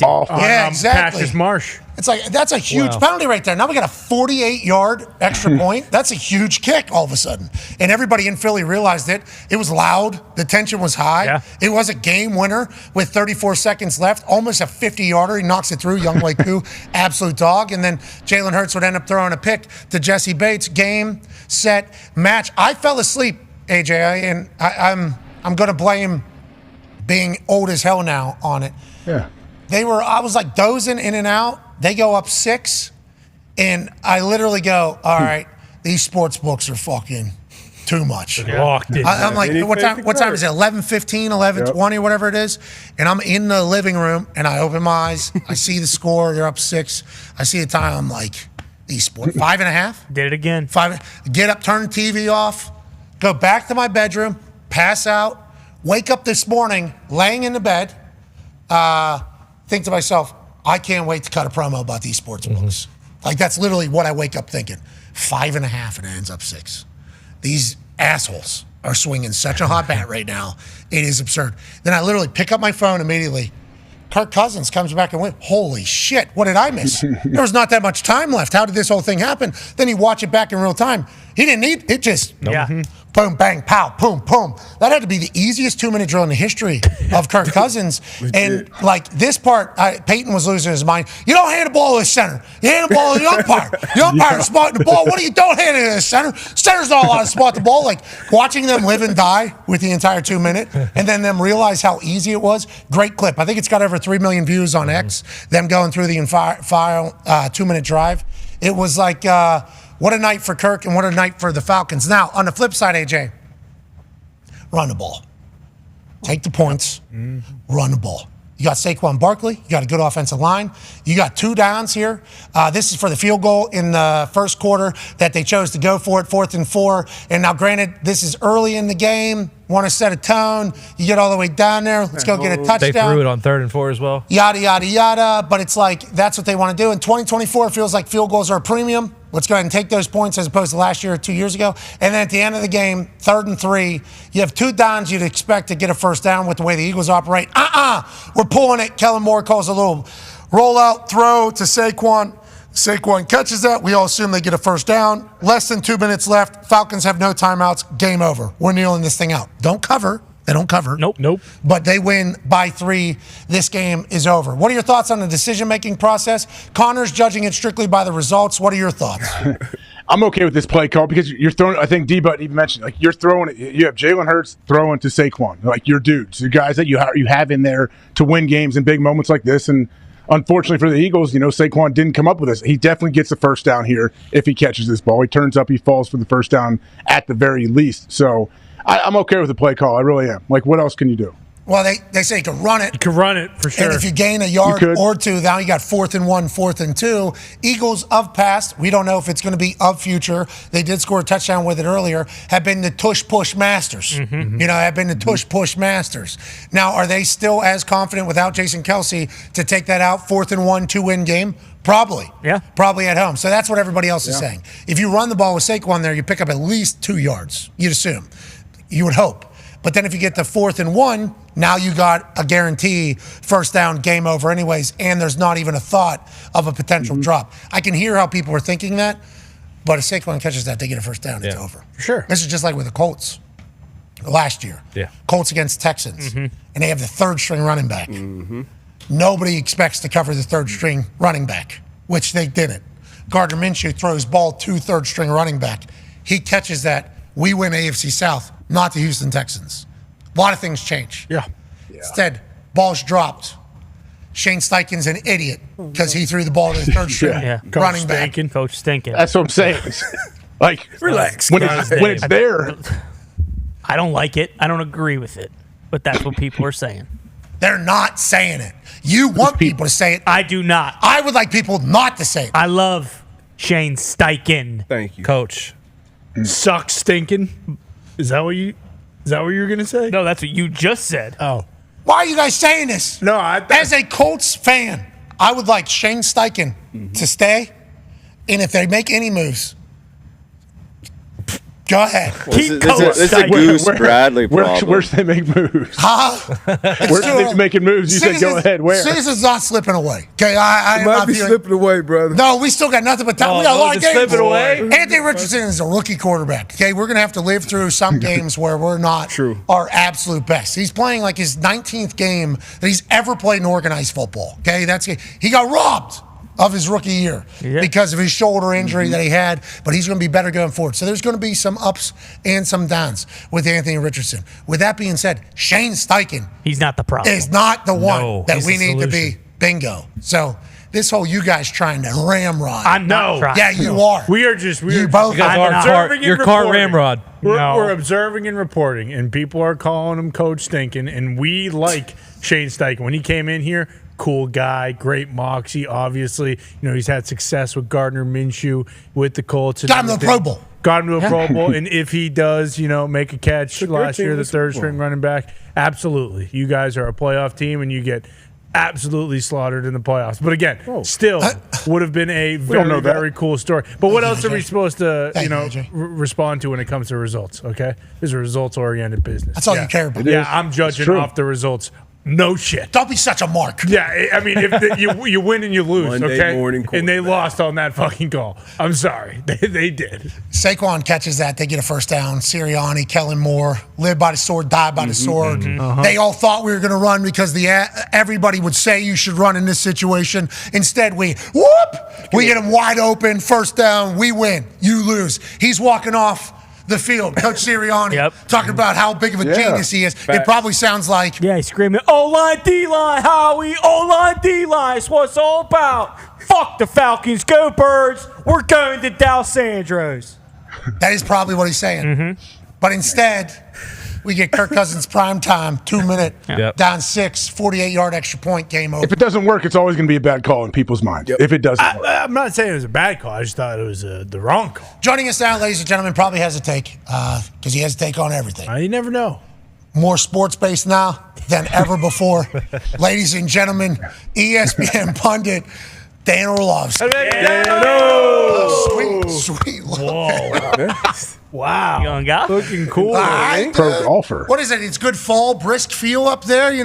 It's not cold enough to wear long sleeves, but it is a little chilly. Let's make sure we keep the core warm. What do we got?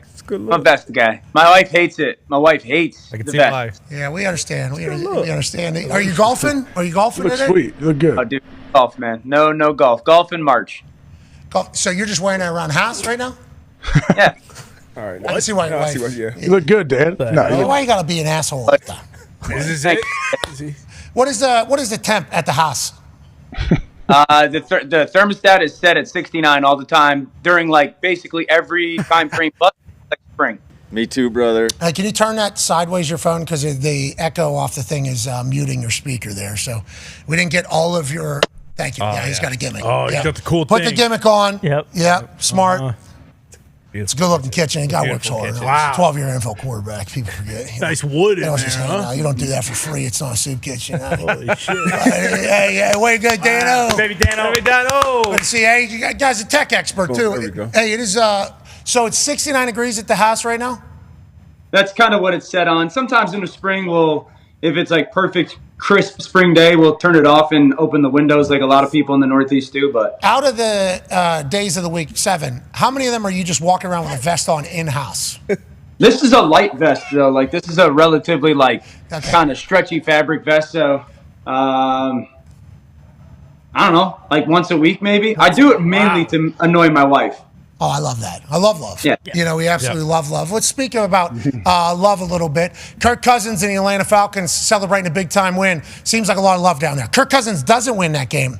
Okay, now all of a sudden, they've put themselves in a situation where there's going to be a conversation. You draft Penix that early. Kirk Cousins loses, struggles, doesn't look healthy. You got this guy sitting there. The outside narrative is going to be what it's going to be whenever that happens. Instead, Kirk Cousins walks down the field, gets a massive win, and in the locker room afterwards, Raheem Morris is getting bottles dumped on his head. Kirk is getting a full celebration. Blank, I think, went to hug and kiss Kirk Cousins after the game on the sideline last last night. Completely different world today for Kirk Cousins than it was 24 hours ago. Do you agree with that? And how big of a win do you think it was for Kirk? Yeah, massive win. It keeps, 0-2 is 0-2. It's a huge win because the expectations of kind of what Kirk was going to bring to this football team. Man, the Falcons are good. They got good young talent, but this quarterback or their quarterback has held them back for the past couple of years. And to go on the road and play the way that he did, and then the game-winning drive, absolutely enormous. But last night for me is as much about Zach Robinson, who's their offensive coordinator, as much about Bijan Robinson, their young star in the making tailback, as it was about Kirk Cousins. If you go back 1 week, week one, they were the most disappointing team to me when it came to what they did.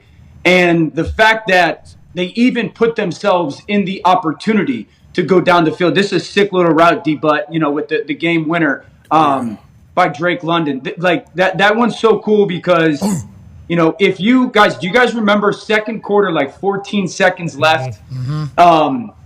He throws that ball 10 yards out of the back of the end zone over Kyle Pitts' head, and they set up for a field goal.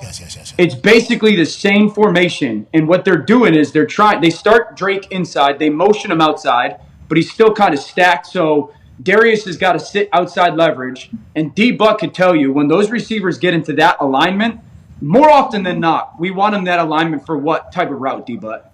Go inside, skinny post. I want to run some kind of wide and post. Watch Drake, bang, that left leg right there. You can see Darius is kind of aware of I got to protect.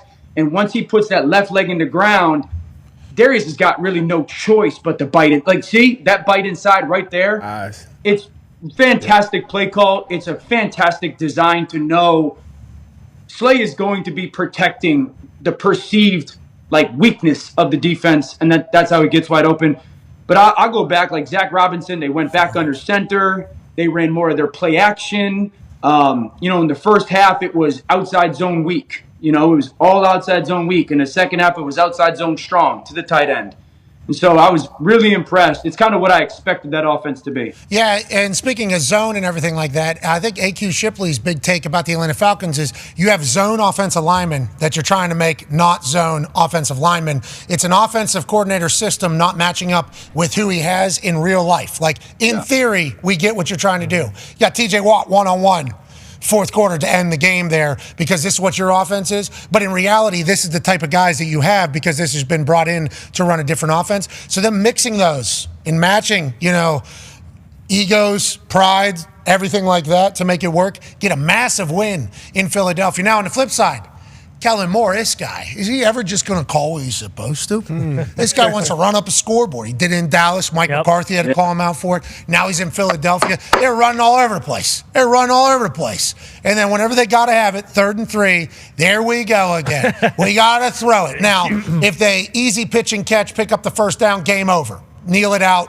They don't cover. Eagles win. What's your best play? 3rd and 3. Kellen Moore's thinking to get a first down. That's all I care about. We're under 2 minutes. They have no timeouts. This game is over if we get a first down right now. Now, because they didn't pick it up, the Tuesday morning quarterbacks are saying they got 2 downs to pick up 3 yards. That Philadelphia Eagles with Saquon Barkley and offensive line are going to be able to do that regardless. Why are they throwing it at all? Your thoughts on this particular decision? What does this mean for the Eagles? And is Kellen Moore going to be okay over here? Yeah, I was actually okay with the decision and the play call and the play design. Now, I can see there's an alternative thought process for what they did, but I was totally fine with it. I think the issue that I have goes back to the first half, 4th and goal from the 4-yard line that they went for. And my issue is this, dude. If you just watch that drive that happens and they get 3 out of it, first down, 9-yard run. Second down, they run an RPO. They dump the ball to the tight end. Second and 1, they take a shot. It's not there. Easy check down. The next 5 plays, they run the football. Right down the field. They get the 3rd and goal from the 4-yard line. For some reason, they decide to throw the football in that situation. It's when they started Saquon outside. They motioned Saquon in. He was matched by a corner. Everybody on the planet should know that's a zone defense. And they actually call a man-beating pass concept. Atlanta plays zone. They shut down the pass concept. Nowhere to throw the football. I sit there and go, kick the field goal. You just had a good drive. It's 4th and goal from the 4. It's not 4th and goal from the 1. Take the points at home, 3-0. Get a good start to your this one. Now watch, they're going to jam Goddard at the line of scrimmage on 4th down. And because of the way that the rush comes, Jalen's got to leave to his right. There's nowhere to throw the football. You take points off the board. In my opinion, that was the much more egregious decision. Agreed. Now, to the 3rd down that they throw the ball to Saquon and drops it, I'm okay with it. The alternative perspective is something that I learned from Peyton and I stole from Peyton kind of philosophically. In this situation, and I saw Mike Lombardi tweeted this out, and I agree with it. Oh, you follow him? Really, Did you like the post? Did you like the post? He didn't block you? I did. I hearted it. You're not Did he really keep the playing tweet up? Falcons. Okay, all right. Too soon. He said you're not playing the Falcons, you're playing the clock. I agree with that. So what I learned from Peyton was in that situation, there's a $1:40 or so on the clock. It's 3rd down. You really want to force them to use their timeout while also trying to gather a 1st down and making sure the one thing you can't do, stop the clock. So what Peyton would do is you go into 3rd down in your huddle in that situation, and you say, hey, guys, this is our play. And it's a run play. You're not calling a pass play. This is the run play, okay? Immediately after this play, if we do not pick up a 1st down, we're all going to sprint to the line of scrimmage. And you're going to hear me say, run the same play or Xerox, something that is a code word, but it's a dummy. We are not snapping the football at all. Okay. You're trying to put pressure on the defense. We're going to run the same exact play. You're trying to sell to the defense. Same exact play. And you're really just trying to draw them off sides. Seeing if you can get them to quickly jump off sides. Then, if that's the case, 1st down, game over. If they don't jump off sides and you're trying to, again, multiple different ways, this is a set package. You might have a shift, a motion. You're trying to get them to jump off sides. If they don't, you've bled the clock all the way down. You tell your team, we're not snapping the football. The only thing we do is touch. The offensive lineman will touch the corresponding guy jumps off sides. You never snap the ball.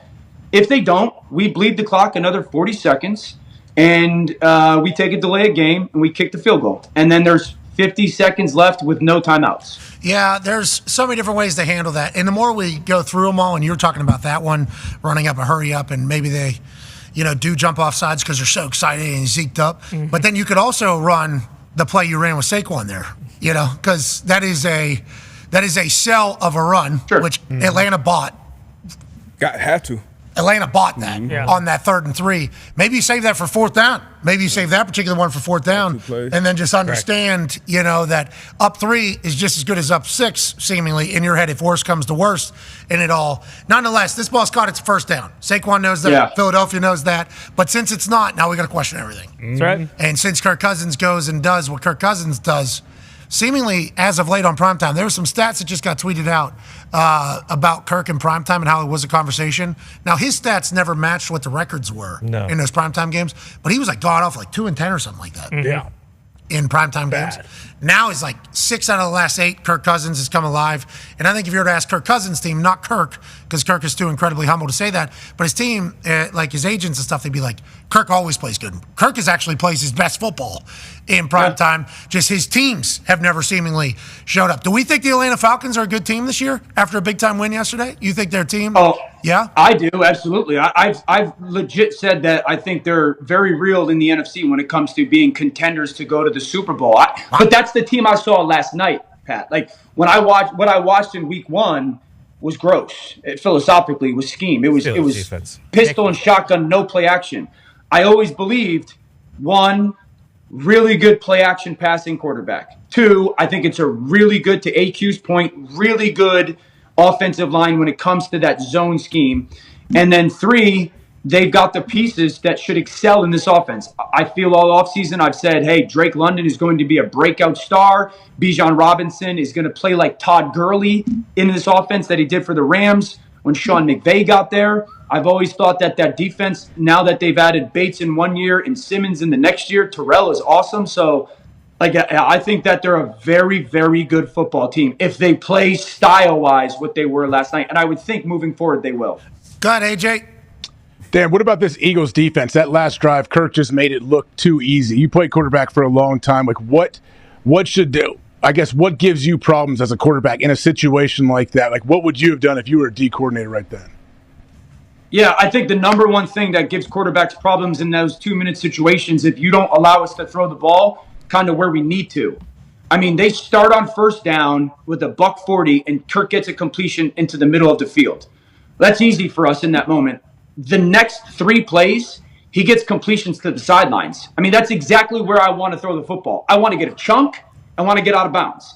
And they seemingly just allowed that. Now, that tackle was made in bounds, but that's because Mooney's fighting for extra yards. But the fact that, like, you're allowing me just to get the ball to the perimeter of your defense and stopping the clock, that's the biggest problem. I mean, again, tying all of this together. The hell is Vic Fangio doing? Yeah, I mean, dude. The hell's Vic Fangio? Seen this before. I mean, that explosive. I mean, once again, you're only going to get so many calls for that rookie cornerback, and this is for all cornerback. You got to play that high to low. We had Chuck Pagano on the stream with Dutch Danger, China 7. Or low 7, you give up or check down 7. You got the back at the line of scrimmage, and you got a 7 route that's 22 yards behind you. 7 round. Trying to 7. All right. So you play the 7, you make them throw the check down, you rally down and tackle. Even if they get out of bounds, they pick up 6 yards, and then you line up. You can't give up a 26, 28, whatever it was, yard completion and get And out. like D-Bud, I would say this too. I mean, I'm on the right hash, and that receiver Mooney is by himself. Yeah. Put 2 and 2 together. You know, I know he's a Quinyon young player. He had some really nice plays last night. I'm getting in that formation, 1, because of time efficiency. I started in trips, yes. But 2, I have that guy cut down for a very specific reason. I'm trying to gain leverage. Kirk doesn't look anywhere else. Leave myself all that space to the sideline. Kirk didn't look anywhere else either. I'm just now realizing that. I mean, and these are all on first downs too. So this is one play after another. There isn't like a good play mixed in here that we've edited out. It is like for the Philadelphia Eagles, it was just like bing, bang, boom, like they rehearsed it, like it was a script. Literally, like it was a script. Hey, this is what the defense is going to show. This is what we're going to do. This is 2 minute. Let's go ahead and put our maybe. You saying there's a script last night? Jason Kelce in Philadelphia night. I don't think the script will go towards Kirk Cousins. I mean, nobody gets better as a city when they're pissed off than Philadelphia. Yeah, you're right. But old buddy, that John tore his John. Yeah, he did. Yeah. And he tore that John. Yep. Did you see that big Fanatics stomach guy? Yeah, I saw that. Yeah, I saw. We were actually there. Our NFL Live was down there, so my wife and kids came down. We went to the game. My kids were not happy at the end. But yeah, it was great. It was a good scene, man. Good fun. So you guys did NFL live from Philadelphia? Wow. That's really cool. How was it? Good show? Did you feel like you hit it out of the park or what? Yeah, it was a good show. It was good. It was nice to kind of get everyone together because everyone's schedules are all crazy so much. So it was good. It was good to be on scene. They got a place down there, Xfinity Live. Like it's in between football, I think, like hockey and where the Sixers play and baseball, and it's just basically like a giant restaurant bar scene. Casino. There's Casino down there. Nick Foles, Fletcher Cox, Santa Claus, Jason Kelce, and then the Big Eagle obviously witnessed a man's ACL tear before the game even started. But what a vibe. It was good in there. So for Atlanta to get in and get that win, what a time. NFC South all of a sudden looking alive, except for one particular team. Go ahead, D-Butch. Staying in NFC South. Bryce Young bench, 2 games into the season. They're going to Andy Dalton, at least in the near future. What's your thoughts on that situation? How does it play out? Is there a way you go back to Bryce Young? What do you think the thought process is with Dan Morgan and Canales down there in Carolina? No, I think Bryce is done in Carolina, and I would encourage them, implore them just to trade him. You're not going back. You're not making this move unless you have, one, already decided as a group, as an organization, hey, we're moving on. Or you're going to lose your locker room if you keep playing him. So, I think he's done in Carolina. I've seen it floated around, the Dolphins. If I were the Los Angeles Rams, I would probably make a call. And D-But, this, like, AJ, it in Pat, like this. Thank you. Is kind of why teams go through their quarterback evaluations in the draft process, even though they're unlikely to be drafted in one, where those guys are expected to be drafted. Because, the Rams might have absolutely loved Bryce Young coming out of the draft last year. And so this might be a situation now. Matthew's older. Their team has been absolutely destroyed by injuries, and their perspective on their season is kind of very different right now. So I just don't think in Carolina, we've seen Baker, we've seen Geno, we've seen Sam Darnold now a little bit. We've seen Jared Goff, I guess a little bit. You know, those guys have Jacoby. made their careers, but they're all at different places. You know, I just don't think it gets remade in Carolina. One win for Malik Willis. Yeah, but he looked like a completely different guy. 12, How about 14. him? How about him? Where we go? Yeah, exactly. And that's a good Colts team. And you're right. That was, Malik played well, but that was as good a coaching as you can do by LaFleur. I mean, it was ridiculous. And on the other side, agreed. And Coach Steichen's obviously trying his absolute best to do his thing. Gus Bradley's in his bag, bro. Hey, Anthony, now that we're talking about the Colts, and I don't want to pivot away from the Bryce Young story, which is a massive one, we're pulling for him. Hey, good luck out there, Bryce. Good luck, Bryce. Let's talk about the Indianapolis Colts because we have a rookie quarterback as well, drafted in 3 picks later than Bryce Young. Anthony Richardson missed his entire rookie year, seemingly. You know, he played 5 games, it was electrifying. There's going to be ups and downs with Anthony Richardson. This is just how it's going to go for him. And what are your thoughts on the Colts as a whole? Yeah, you just have to have tremendous patience in that situation because not only is he so young in the NFL, I think he's started like 18 games in his life since high school football, so he just needs so much game reps. I think like this interception, there's a couple things that you could be honest about when it comes to disappointment so far. Is one, mechanically just falling back there and just floating the ball in the middle of the field. There's no reason for you to fall back there. You're 6'4", 250 pounds. That ball should be thrown to the back right pylon with Eric to Alec. It's either Alec Pierce or A.D. Mitchell, I think, or maybe it's Pittman Jr. running the post. You should just launch that ball with firm feet in your pocket, not drifting away and just floating it down the field. That has to get corrected. I think the other interception, and I know Anthony said I was trying to play with anticipation. I love that, but you can't play with assumption. You can't assume just because you might look at that short end to A.D. Mitchell that backer is going to listen to you. So you might try to move him, but you just got to get the pace of if I don't move him, I can reset quickly to AD on that short end. So those are 2 decisions that you want to see development and growth in, and you got to make mistakes. I get all that. I'd also say the 2 other things that you want to see better is, and this showed itself in the preseason, there is still a lack of consistent connection between the timing of when he's ready to throw and when, really specifically, A.D. Mitchell is ready for the football. In both their drop back game and their RPO game, a couple plays early on where like AD's still running his route and Anthony's like, dude, I'm waiting for you. And so that has to have both of them get that fixed. And then I guess the surprising part is like they haven't really gutted somebody with an explosive run yet. And I thought that would be a little bit more of a staple. Yeah, Jonathan Taylor's not on the field fourth quarter too, and then what's that about for real? Is there any answers on that? Why he wasn't? Steichen kind of gave an answer. You know, he kind of was like, yeah, just kind of how it goes. Like, just kind of like, yeah, this is it or whatever. You know, so well, the Colts are in a good spot. You know, he's a rookie. Yeah, he's a rookie. We need to understand that. But the rest of that team isn't. There's a lot of money invested in that team. Yeah. There's a lot of money invested in it. Then watch it. Have you told Kirk yet how you watch all this damn film? Like, cause Kurt Warner, he's not. He doesn't think you're watching film. No, Dan watch it. Obviously, he's calling out plays and time throws. 14 seconds left. So I need you might need to put that out there for the rest of us. You said Kirk? Kurt. American underdog. American comeback. Yeah, American underdog. Yeah. What did Kurt say?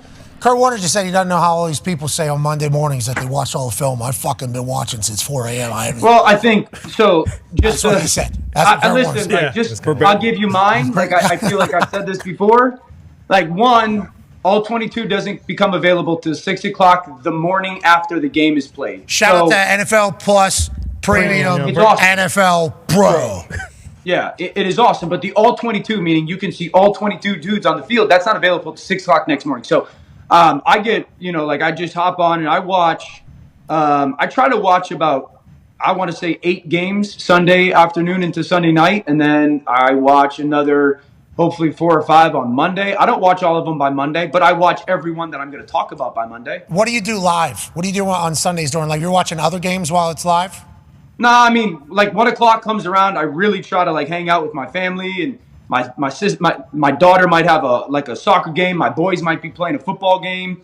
So I'm not married to the television at 1 o'clock. By like 4 or 5 o'clock, that's when I sit down, laptop, and just hop on NGS and start to rewatch games. Okay, so he's taking it in. While people are just watching games, he's watched 4 games. You watch 1 game, I watch 4. That's the Orlovsky difference. That's right.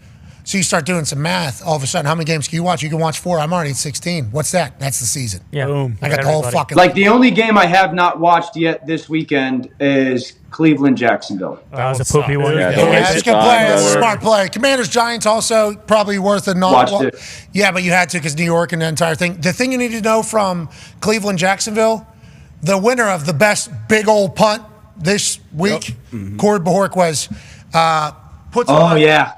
Yeah, sticks it. You didn't see it. This is a massive punt, obviously. 16-13, up 3. Going to make them drive a long haul, even with these long field goal kickers kicking balls. Boom, checks up, out of bounds at the 1. That's what you need to know. Boom, ball game. Check Ends ball. the game, right? Next place is safety. Yep. Check ball game. Yep. So you did see it. Look at you. You're keeping up with it all. I saw the ending of that. Well, I don't know if he was talking about you either. Kurt Warner could have been talking about anybody else, but it did feel like most specifically. No, he wasn't talking about Dan. No. Dan Nobody wasn't. Does Kurt know you can watch the games live? He's calling games, brother. Yeah, he is. He's on Westwood 1. I watched the I watched the NFL Network's pregame show, Game Day Morning. Yep. No more Michael Irvin. Man, Which, massive bummer. miss him. I miss the playmaker on there. I will say, me too. I love the Losing quarterback. recipe. I think that's a big Juice. We are losing So much juice. Yeah. Brings so much to the show. all the time. I didn't know he was not on program this year. I think that kind of. Yeah, but then I watched ESPN one as well. Greeny is just. He is good. Consummate pro. That's awesome watching. Greeny's a great host. He's a great mover and a shaker. Rex Ryan, too, a little bit more wide open this year than years past. A little bit more wide open than years past. And obviously, Randy. So Love Randy. I love what we're doing. I think things are going well. Let's go to where things are going well when none of us could have expected it, especially whenever a calf injury popped up 2 days before a game happened. Let's go to Pittsburgh with AP Tone. Yeah, Dano, no one's eyes I trust more than yours, okay? I'm seeing numbers out there that Justin Fields has the highest QBR in the AFC North, higher than Patrick Mahomes even. Whoa. I don't know if I'm exactly seeing that. I want to know what you're seeing. What's your takeaway from Justin Fields so far through 2 games? Yeah, I think the best thing that Justin hasn't done is he's not hurt the football team. True. You know, and that's really growth in kind of maturation at that position. That was one of the things in relation to Justin that a lot of people, and rightfully so, would point to kind of over the last year is like, oh man, this guy he holds the football too long and he takes too many sacks. And while he can create big plays here and there, it's minimized because, you know, you're constantly in a backed up situation or behind the chains. And I think Justin's really grown and developed in that specific element. Now, part of it is because Arthur Smith has done a fantastic job through 2 games of not putting him in positions to, I guess, make a bad decision in regards to that. I do know this. I know this. Like, QB, and that's probably why the QBR is where it is, Tone. Like, that's a little bit why, you know, you can sometimes numbers can say whatever you want them to say type of thing. And I think sacks are a big part of that. I know this. Every time through 2 weeks, it feels like he's thrown the ball downfield. It's been a successful play in a really big play and thrown very well. I think he would have had another 100 yards this past weekend and 2 more touchdowns, if not for offensive penalties. Mickey Mouse. One on the hold when he sprints out to his right and knocks the ball or bombs the ball down to Pickens, which is beautiful. If Patrick made that throw or Lamar made that throw or Josh made that throw, you know, America would be losing their mind. He throws a touchdown to Pickens and they call OPI, which I thought was a little ticky-tacky. So I think the best thing is he's gotten the ball out of his hands in an efficient manner. He's used his legs when he's needed to rather than being so reliant on it. He hasn't hurt their offense to get so far behind the sticks. I think Arthur's done a really good job of keepers, meaning get him outside the pocket, the play action, which, you know, really, like, there's some play actions that, and D-Butt, you know this, and AJ, like, it's the full field, right? You got to see all the field. And then there's some play actions where it really just cuts the field in half. Like, hey, man, you don't really have to pay attention to one half of the field. We can go 1 to 2 to 3. And that forces quarterbacks to play a little faster. I think he's done a really good job with that. I've said this. I think Justin should be their starter, and I think they could beat basically anybody with him. Okay, that's a huge piece there. They can win a Super Bowl with Justin Fields? That's a stretch. I still don't think they're explosive enough. In week 5. So you can beat anybody. So basically. No, yeah, but I don't think like they're explosive enough to beat, probably like your Houstons, your Kansas Cities. I think the Jets can get hot, Buffalo. So my point in saying that is I don't think they can do that with Russ. I just don't. I don't believe that they're capable of doing that with Russ. I think if they continue to progress, I could see them becoming more explosive on offense. Yeah. Congratulations, Pittsburgh Steelers. Got it right. Yeah. We'll take it. Got it right. That was a good trade. That was a good trade to pick up for a bag of balls. Justin Fields. They're paying Russell Wilson $1 million. They're not really financially invested there either, although Russell Wilson was allegedly the leader in the clubhouse going into training camp. Then he gets injured. Justin Fields has a bunch of time. Feels like he's won over the locker room over there as well, which is obviously a massive ordeal. Let's talk about another quarterback that is seemingly in his bag. Yeah. Ty has a question for you. Yeah, Dano, Derek Carr, and it's kind of funny because I look at him and I've always thought that he's got a lot of Dan Orlovsky in him. And I'm just curious. Every year he kind of has he'll have a really hot start and then he'll have multiple games where he kind of falls apart, doesn't look great. But I don't know why everyone's laughing right now. I think that's a pretty fair take. It's a compliment, right? It's a compliment. Clearly it's a compliment. But do you think we're going to get that this year, Dano, or do you think Clint Kubiak has kind of unlocked something in Derek Carr that he hasn't had for quite some time? I thought you were on my team. I am. Did you see what Derek Carr just did? Yeah. Front runner for MVP. I was going to say. Yeah, dude, I think, Clint Kubiak, obviously his dad, Gary Kubiak, longtime stud coach in the NFL, one of my favorite coaches I got to play for. I think Clint Kubiak is to Derek Carr what Bobby Slowick was last year to C.J. Stroud. Number one, he is constantly putting the defense to play hesitant and in conflict with, putting him under center, using motion at the snap to kind of create some hesitation, force eyes to pay attention to it, play defense, make defenses both at the linebacker and defensive line level to just play a little sideways. I think number two, they're committing to protection with him. A lot of their play action passes last week were 7 or 8 man protection. You're making sure that you're giving him clean pockets. Like Micah Parsons, like in basketball where you hear, like, where's Micah on this one? He's front side. Dude, you got a tackle going out to Micah, and then you have a back going on an outside zone fake to Micah's hip. So that helps the tackle. That also forces just another body. So you're minimizing that best pass rusher. Shaheed is an absolute burner. So I think you're seeing, indeed, but this, like the splits, you're creating leverage for these guys. No hands on at that wide receiver. He's head up on that safety. I think Derek Carr's got a ton of confidence in that right now. Yeah. And so I think, I'm obviously a massive fan of this system. It's the one I grew up in. I think all the great offenses in the NFL, basically outside of like Kansas City, run it. And the best thing is it forces every time a ball gets snapped, the defense plays with a question mark rather than an exclamation point. So, yeah, that's what he meant by a lot of Dan Orlovsky. Thank you. The same system Exactly. and everything. And I will say that ball to Shaheed from Derek Carr, and obviously if Kamara. It's Kamara. Alvin. Kamara. Alvin Kamara. He said it however the hell. Yeah, he did. That was a couple years ago. I don't know if we're still in that world, but Kamara, if he's going to play like that, obviously awesome. We've seen Derek Carr miss that throw to Shaheed.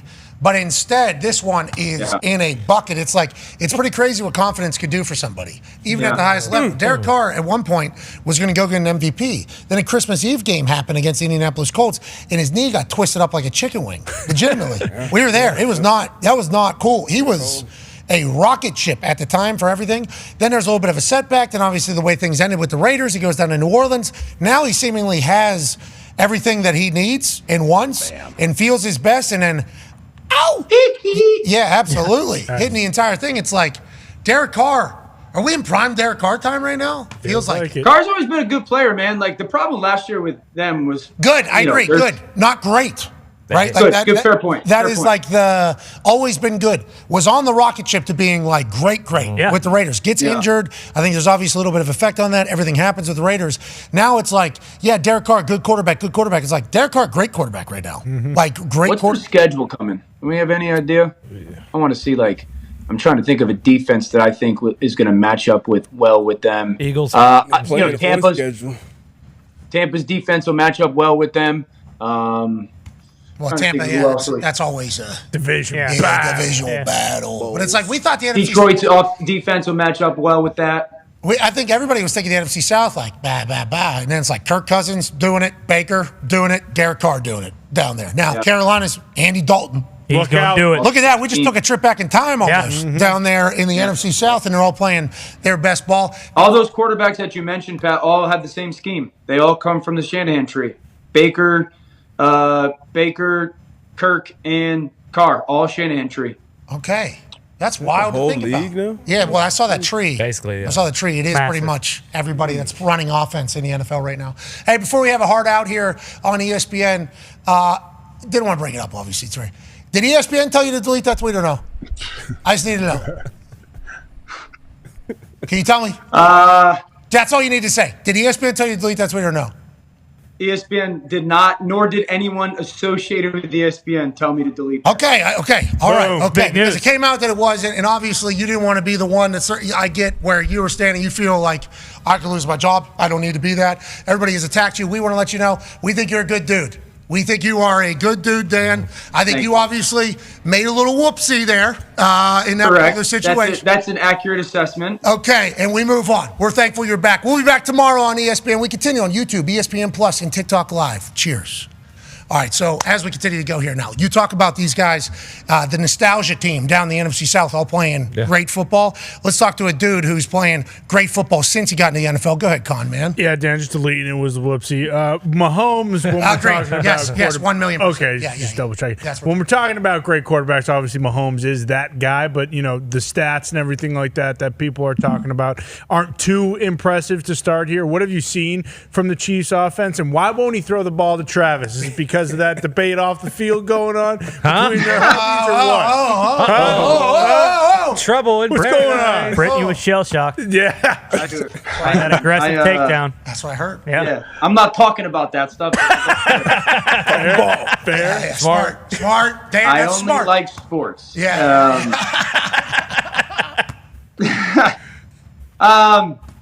Yeah, so I think week one, when you watch this offense in week one against Baltimore, very impressive performance. I think you saw some of the speed element of Xavier Worthy be very new to Baltimore, going back to the Thursday night game, and the offensive line performing at a high level. Oh, shit. Sorry, Ty just threw his phone over here. Don't get distracted like Neil Brown. Please, just continue. We got a little noise going here. All right, everybody, let's move along. Nothing happened. Noise. Yeah, good. Sorry, Dan. Jeez Louise. You had a good answer going. All right, Ty, you good, bud? Yeah, I'm good. Just a little noise going The on. phone's not good, though. Phone just Yeah. Broke. I can't believe you, Boston Connor. Why? What did he do? Good question. Noche means night. Just is that why? Yeah, you don't Just know? learned that. Hola, aquí estamos, mi amigo. Noche. Equal Noche. night. Why won't he throw to Kelce? Yeah, that's a big question. Yeah, I mean, Got a couple big. right Because now he's on my fantasy team. Yeah, and he's not playing well for us. I think the reality is, one, Rashee Rice has become the main number one target for that offense. Rightfully so. I think that the way that they're designing their plays are really specific to Rashee Rice, trying to get him either one-on-one matchups down the field or getting him across the middle of the field, constantly on the move. That's kind of been the theme for their pass game offensively. I think, two, Travis has been asked to be this was a little bit of the case last year. Part of some of their protection, initially was, at the left tackle position, their left tackle struggling a bit. Does Travis have to initially chip or whatnot? And I think, three, they're throwing the football just a little bit less. They are. Teams are playing them structurally the way they have for the past couple of seasons. I don't think the lack of targets or production from Travis is going to be an issue. We saw this last year. We saw it ramp up as the season was going on. New piece, Xavier Worthy, a focus point of trying to get him a little bit involved in their passing game as well. So I think this offense, it's cliche. Every year is different, and they're trying to figure out what they're going to be on offense this year. Yeah, and Travis is saying, who's afraid of little old me?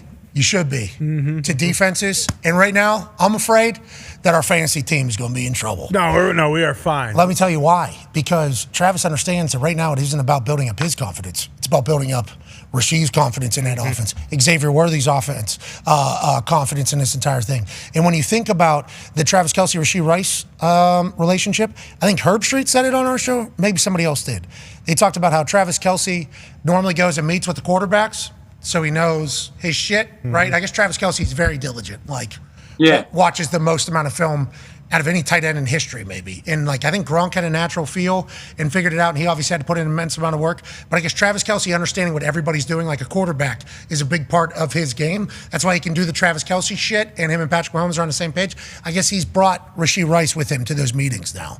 So I guess Rashee Rice is getting a deep understanding of whole offense, whole defense, how Travis, why you're doing what you're doing in there.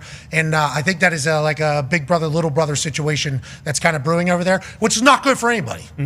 Anybody else in the NFL. Which goes back to your point from yesterday. Yeah, Rashee Rice is so good. But your point was if you're not a fan of the Chiefs. I mean, if you're not a fan of the Chiefs, look, and I got some more people on the bandwagon. I like to see X. Who's a lot of bandwagon? people, my bandwagon. Bullshit you don't bandwagon. need to root for just one team and let them control your That's happiness bullshit, D-Bucks. throughout the You know season. it. Enjoy the rest of the college football season, Gumps. You're a Dolphins fan too, D-Bucks. That's the problem, brother. I'm a Your Dolphin Eagles fan for lost life, last brother. night. Hey, look, we're tough, but my Chargers, guess what?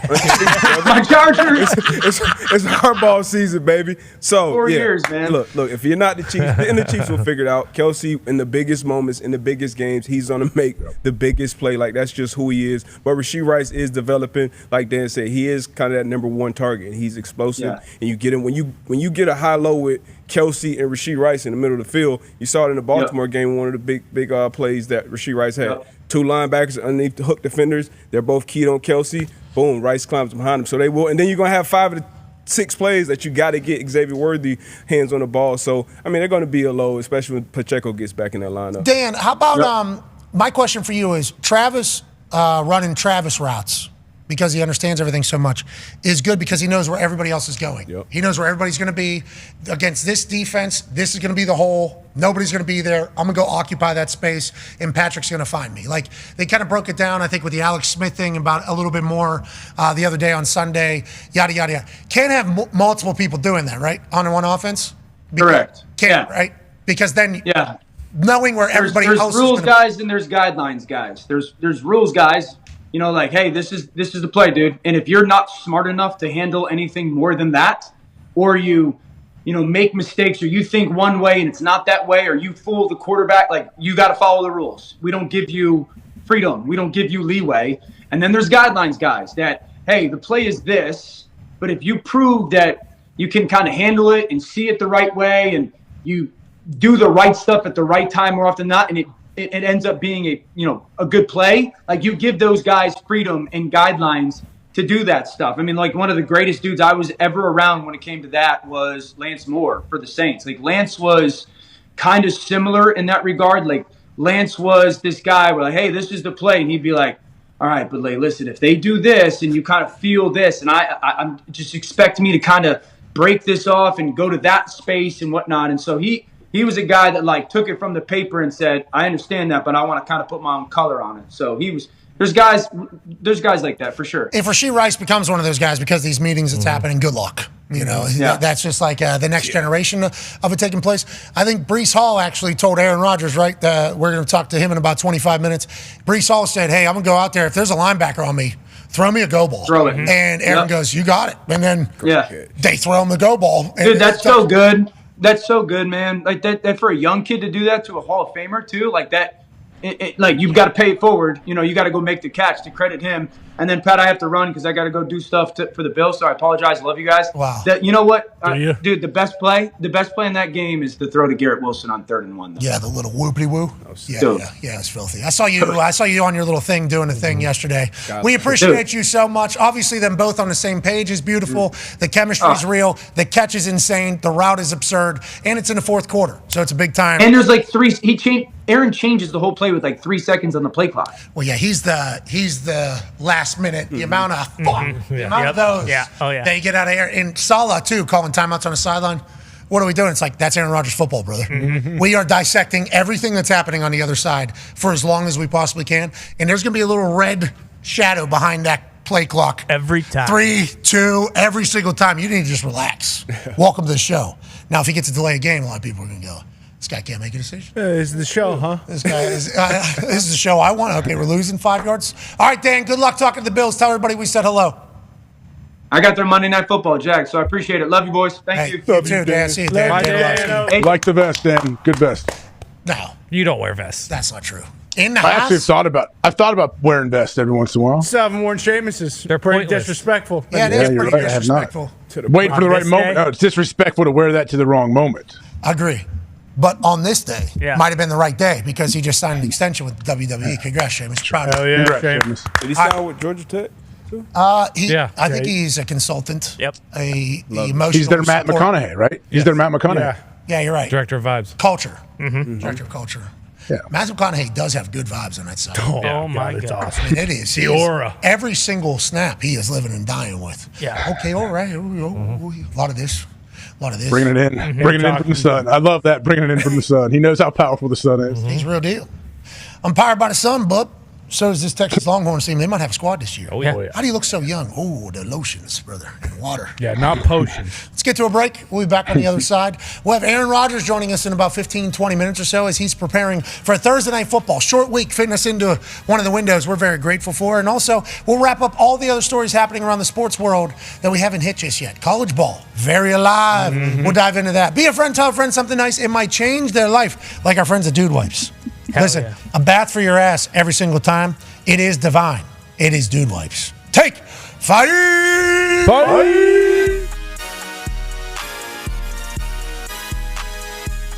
Why is football the greatest sport on earth? And do you think football is the greatest sport on earth? And why do you like football?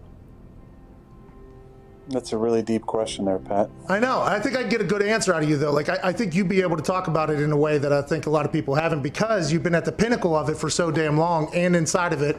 And your brain is a pretty fantastic one. We've learned here over the last few weeks, obviously. Last few weeks, that's it. That's all the time we've learned that. I think it's the greatest sport in the world for one main reason. It is a true team sport where it is damn near impossible for one person to dominate an entire game. And if you look at other team sports, basketball with 5 guys on the court, I think you've seen multiple players over the years. Maybe one player, maybe 1 or 2 players on a squad be able to dominate and win championships. Baseball, you can have a dominant pitcher and win championships. Soccer, you can have a dominant forward and or goalie.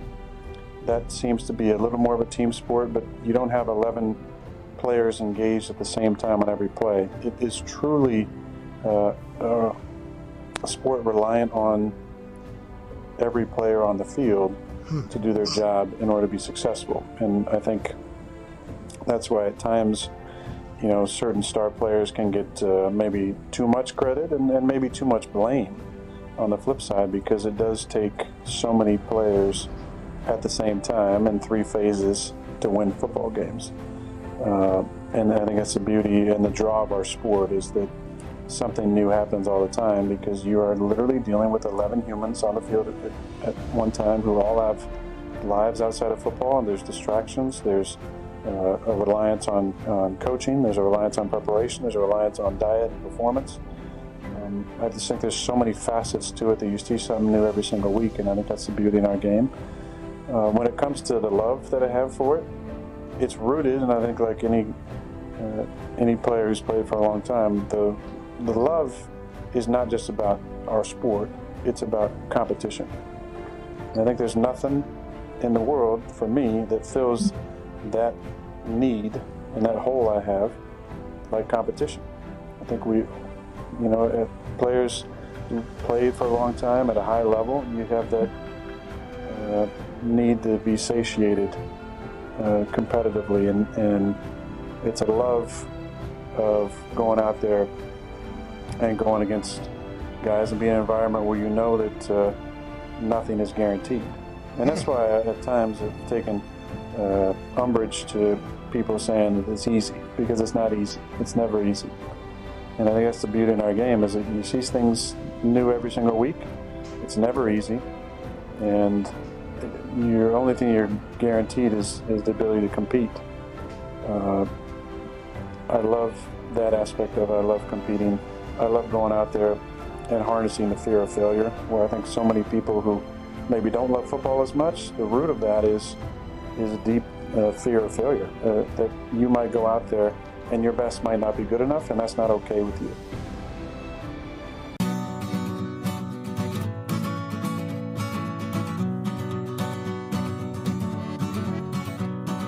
Welcome to Dublin, Ireland on this Feel Good Friday, August 23rd, 2024. We are live from J.R. Mahin's. Drinks are on Pat McAfee tonight, fella. Let's go! Hop, hop, hop, hop, hop, hop, hop.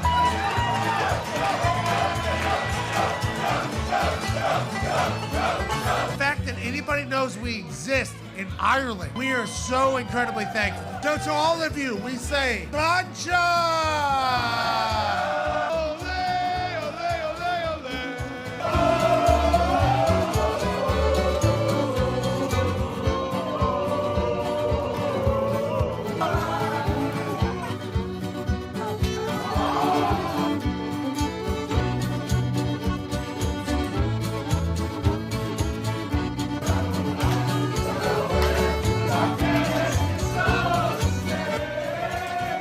State. I just want Kirk to know I got 1,000 phone calls when we got in the playoffs. He didn't have anything to do with them not getting in the playoffs, and I didn't either.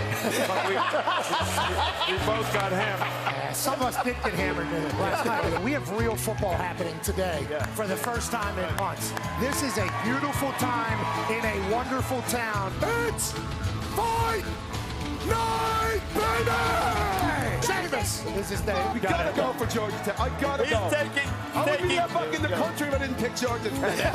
44 yards away to do it. He got it! He got it! And the Yellow Jackets did it! There is a crowd of about 30 people moving through the back end of the business field here. And in the middle of it is this black Samoan man who has become the most famous human on earth. Great guy. Ladies and gentlemen, the GOAT, Dwayne "The Rock" Johnson. Yeah.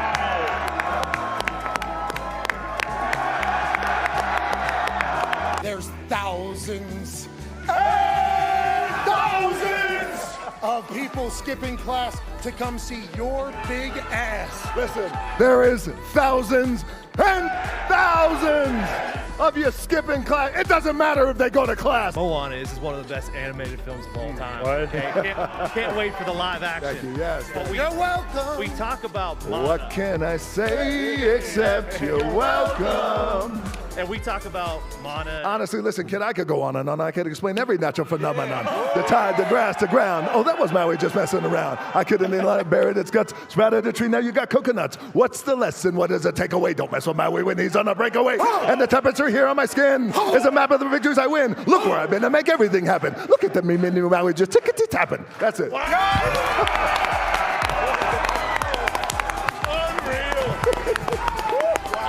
Still got it. On the Samoan side, Polynesian side, we have a word called mana. Mana is spirit. Mana is power. Mana comes from in here. It's the thing that gives you goosebumps. It's that thing you feel. It's that thing when I walked out and we felt this thing. This is mana.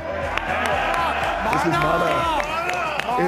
It's very, very, very real, and you could feel it. Wow. Little things like I don't get driven anywhere. I don't want to get driven anywhere. I don't like chauffeurs. Keeps me in my way just a little grounded. Like I could drive myself everywhere and not telling some guy, hey, take me here, take me there. That is something I'm going to start saying like, yeah. Because when they open your door, you feel so bad. I can open my own door, dude. They're trying to be courteous. It's their job. But also, the day I stop opening my own door is the day I become a big old bitch. Here we go. That's a big cup.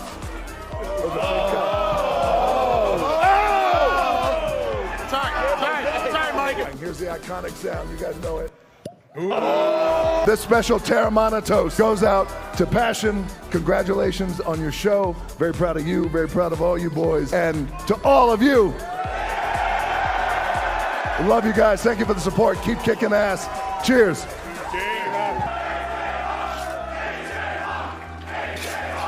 In my world, when I sit down and we're talking about movies and all this other shit, it's never this. It's never this, back with the boys, and you. So I appreciate it, and this one's to you. Thank you, boys. See you, pal. Cheers. Thank you. All right, we're going to take a 5-minute break here. Oh, hold on, one more. If you smell what The Rock is cooking. All right, here we are on the NFL Pro homepage. Let's step into the film room. Show you how quickly, how easily we can find any play from any week. This is week 2. Find a play result. Interceptions, of course. One of the best interceptions I've seen ever. Not the one against Tua. Let's go to Cam Taylor-Britt. Gives Patrick Mahomes and the Chiefs to pick which camera angle we want, broadcast or sideline. I'm going to go with the broadcast view. This is just a quick, easy example of how quickly you can use this NFL Pro tool. Awesome, awesome tool. I mean, unbelievable interception. Let's go, baby. Hey. Why? Let's go. This show stinks, and the fact that you listen, we are very, very thankful for it. McAfee on the line with a gorgeous assist. The all-time leading tackler for the Green Bay Packers, you pig! Damn it! Be a friend, tell a friend something nice could change their life.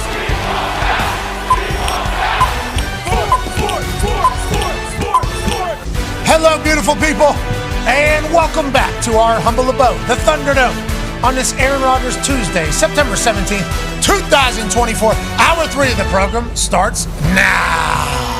Football! He is awesome. That's AJ Hawk. The Toxic Table's here at Boston Connor and at Ty Schmidt. One half of the Hammer, Dahn. Cowboys, AP Tone is here. And 9-year NFL vet, Darius J. Butler is here. Good to see you, D-Butch. Boys, good to see you. We're about 10 minutes away from Aaron stopping by, chit-chatting about his second official win as a New York Jet quarterback, preparing for Thursday Night Football in a big one. Huge. In a big one on Thursday night. That is obviously going to be an AFC East indicator for the rest of the year. How do you feel going in, Con, man? I feel fantastic. It's going to be a gritty game. I mean, the Patriots, as we know, they play a hard brand of football. But, yeah, going up against Aaron Rodgers isn't the greatest mood for Patriots fans. There's a lot of respect, I think, for Aaron Rodgers around New England Patriots fans. I think Bill Belichick obviously echoed the sentiments for a long time. He just, everything they say about him seemingly can be debunked by numerous actions by Aaron Rodgers. Mm-hmm. He does not want to run up the scoreboard. He does not want to throw for 300 yards, 400 yards, 500 yards, like a prima donna quarterback could potentially want. He will literally do whatever it takes to win the game. I'm excited to see what the Jets think it's going to take to beat the New England Patriots. Because the New England Patriots are going into every game trying to figure out how they just get 1 point more than the other team. It's like, is this going to be an old school slugfest, very low scoring? 6.5 feels like a lot of points, especially with the trend that we've had with these NFL games. Is this going to be close? How do you think this one bodes on Thursday night, AJ? Yeah, I mean, you would think, over-under being 37.5, that's definitely a low over and under, I'm guessing, compared to others. But is it possible? We never really know going in, but is it possible this thing turns into some kind of shootout? Like, are both teams capable of making this a shootout? So I think if you listen to Patriots fans, they'll say Jacoby Brissett will not allow it to. That's what Patriots fans say. Patriots fans say he's looking to go, and then he checks it down. And then he's looking to go, and then he checks it down. It's like, well, maybe that's the plan. Maybe the plan is, hey, we're taking all the easy, we're taking the layups, we're not scared to punt the ball back to them. We're just going to eat up some time, no turnovers, let's keep it moving as we await the young legend Drake May's debut for the New England Patriots. But then on the flip side, Jets will operate the same way. Aaron will operate in the same way. Yeah. They got a duo in the backfield, though. This 20-year-old Braylon Allen, and then obviously Breece Hall back being healthy. Oh, yeah. They got an offensive line, I think, that he's much more emphatic with than maybe in the years past. They obviously got Garrett Wilson, who's a absolute weapon out there, and some other guys, but it's like they're not scared to just do check down, play smart football either. Aaron has never been afraid of that at all. So I think it's low scoring. I think 37.5 is trying to get people to think it's going to go over. That probably ends up going under there if we had to guess in this entire thing. Yeah, and there's a couple, like the Patriots lost Juwan Bentley for the year, and he is our leading tackler, middle of the field, middle linebacker. You assume that might hurt us as far as stopping the run goes. And I mean, with Gonzo, bringing the Gonzo flu to Garrett Wilson, his time has arrived, unfortunately. But Rob Mayo did say in his presser, like, we have to start trying to push the ball down the field. So you never know. Maybe they do, chuck the ball a little bit here. Maybe with the start that they've had, they start opening it up a little bit and start playing a little bit more loose. Let's go win these games as opposed to trying not to lose. Field goals are at a premium. We talked about this because of the Eagles' decision. 2023 through 2 weeks, 86 offensive touchdowns. 2024, 69 of them. Wow.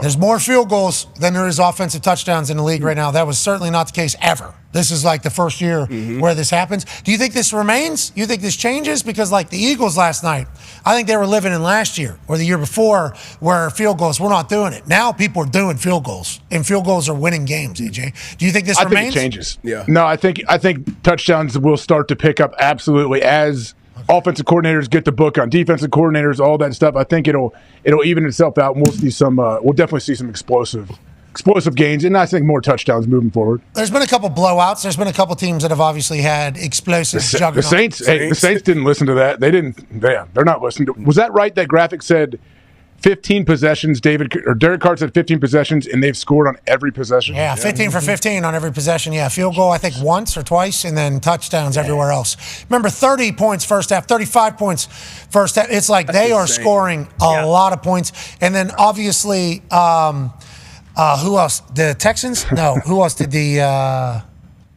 Somebody else had a big blow. Cardinals just had offensive explosion perfect pass over the Los Angeles Rams with Kyler Murray. But other than that, it's been a lot of we're in a cagey affair here. It's been a lot of cagey. I don't want to say boring.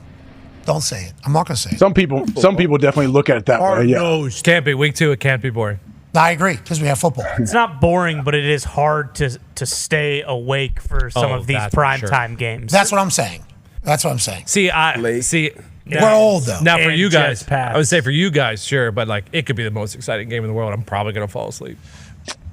We need to move to Central Time in Indianapolis. That's the answer. We need to make it happen. The games up an hour. That's an answer. Why can't we do 7:15? Well, because then West Coast is 4:15 West Coast. Well, they should not even out of work yet. Yeah, exactly. They're still in. What about if there's a West, like San Francisco 49ers on Monday Night Football to start that entire thing?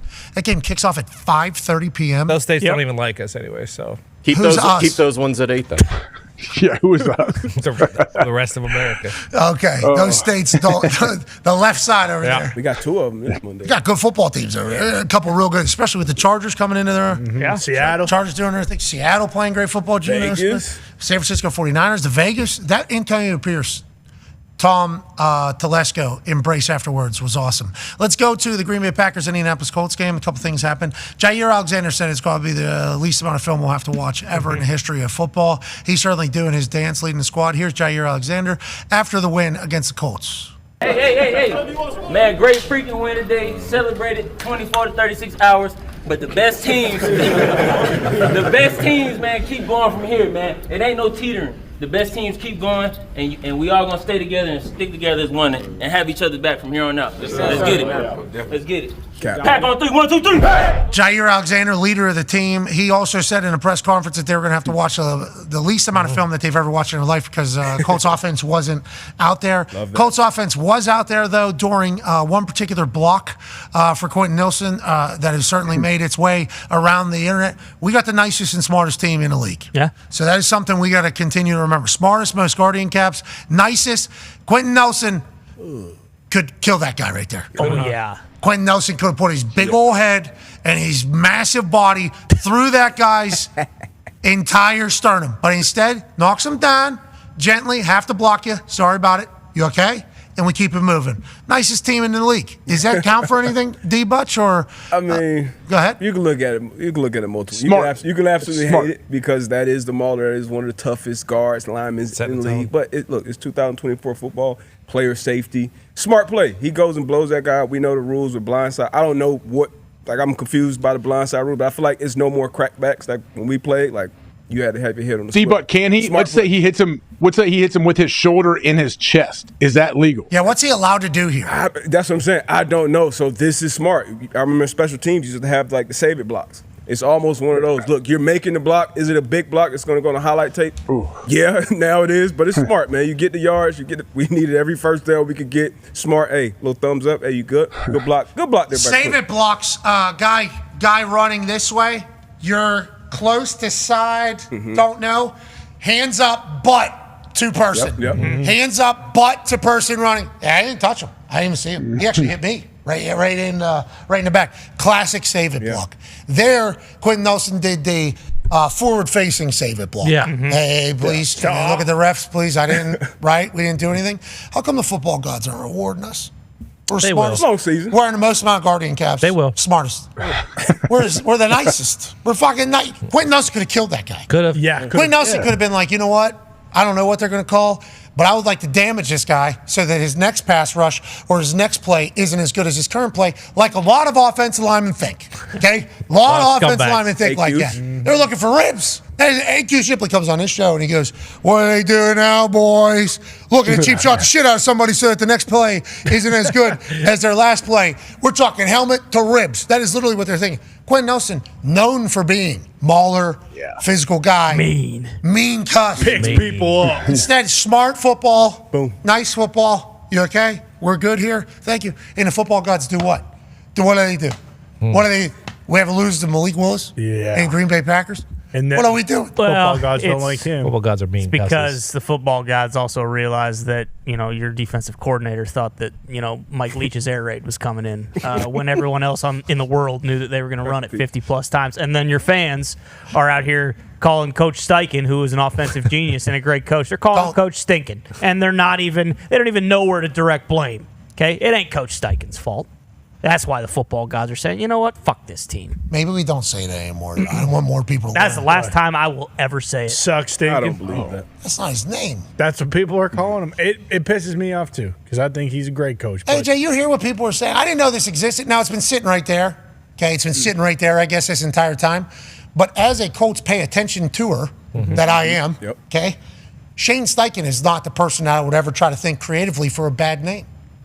Okay? Like Gus Badley. I can see how people would say that. Okay? Because of what's been taking place. Oh, that's a good one. But I don't like that that's happening to Steichen.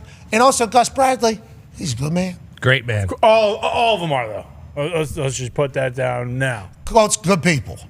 Two good people. Look at this. Yeah. But the football gods aren't benefiting. We're not benefiting from it at all. This is good football. This is nice football. That's leadership football. AJ, wouldn't you love that if that happened to you in an open field? I mean, I would have told him, hey, man, you had every right to annihilate me, and my head was not on a swivel at all. I had no clue you were even there. That's a dream setup for Quentin Nelson. But I understand what he did. He knows, though, hey, if I put this offense behind the chains, we are completely screwed. Bingo. He might be going for Sportsmanship Player of the Year, though. Could be. Because that is a thing, and people do look to try and Arthur Ashe Man of the Year, right? Yeah. Walter Payton, I believe, but also the Arthur. ESPYs. ESPYs is he might be Arthur going Ashe, for Oh, okay. I don't know if he's Could be going for everything, obviously. What's the one in college? Because I think Garrett Green, the All-State Good Guys, first team. That's what I'm talking about. I'm telling you, the football gods should be blessing me. The team that I'm pulling for, good dudes. Football gods don't everywhere. like good guys. You pick South This is not Carolina. a good guy sport. It's true. That block, that crackback block, it was basically Quentin Nelson with a little more force on the quarterback. He just laid there on the ground, called back a pick six. Maybe that's why he did that, because he saw that happen in college, and he's like, I'm not letting that happen. Yeah, exactly. Even more so, he's doing the right thing, and we're losing. Why are we fair catching at 4 at the 4-yard line? I was delighted by that. Yeah. That was a great punt. Whelan, who was a member of our big old punt segment, first ever. Yep. Irish lad. He is an Irish lad. McQuaid had eyes on him. McQuaid knew. God, McQuaid had eyes. He had a great breakdown of the Saints the other day. It's a massive. Did you see the segment earlier, the big old punt segment in the fourth quarter, late in the fourth? There were some big old punts taking place, helping out teams get wins. Cleveland Browns, Corey Bojorquez hits one that goes out at the 1. I mean, this is massive. This was unbelievable. Up 3, this is a big deal. Legitimately. This is a massive punt here, and then safety takes place immediately afterwards. Win the game. Shout out to Corey Bojorquez. Wow. Yeah, and Corliss Waitman for the Pittsburgh Steelers, he had one late in the fourth quarter too. 18 seconds, let's just get this thing off. And instead, okay, let's pin him actually. Let's hit a bomb here towards the sideline. He's not the starter. He replaced Cam Johnson, who was the starter, who unfortunately got hurt. You had Waitman on the team though, right? I don't know if it was last year or 2 years ago. Yeah, he spent some camp time, some time on the team before, yes. I'm impressed by what he does with football. He can swing it. I've been very surprised that he hasn't caught on with the team. Punting is if you don't have a job, it's a hard thing to get a job because there's not a lot of spots.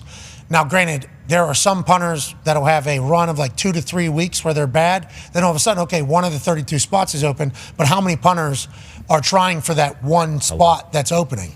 And even if somebody has 2 to 3 or 4 bad weeks in a row, it's like, how old are they? Have they played playoff football before? Because they're okay to go through a little bit of a drought now, and then in the biggest moment, not have somebody fucking, or drop a snap or do anything like that. So it's hard to get into the league. It is very difficult to get a job, especially if you don't get drafted.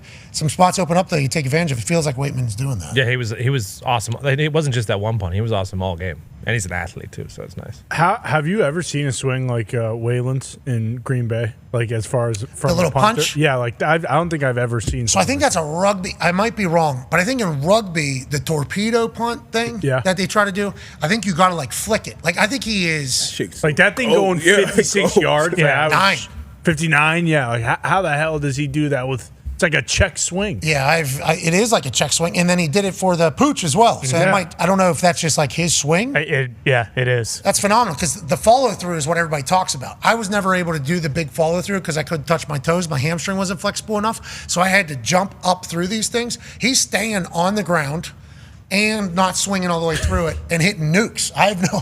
The kid might have figured it out. Yeah, this kid might have. Oh, he was. Maybe I'm able. I punted for 30 years. Don't have to blow out your knee if you don't have to go all the way through. Hey, Waylon, maybe we need to learn something. I don't think a lot of people are going to be able to do what he's doing. Phenomenal stuff out of him. Yeah. Big punt at the end.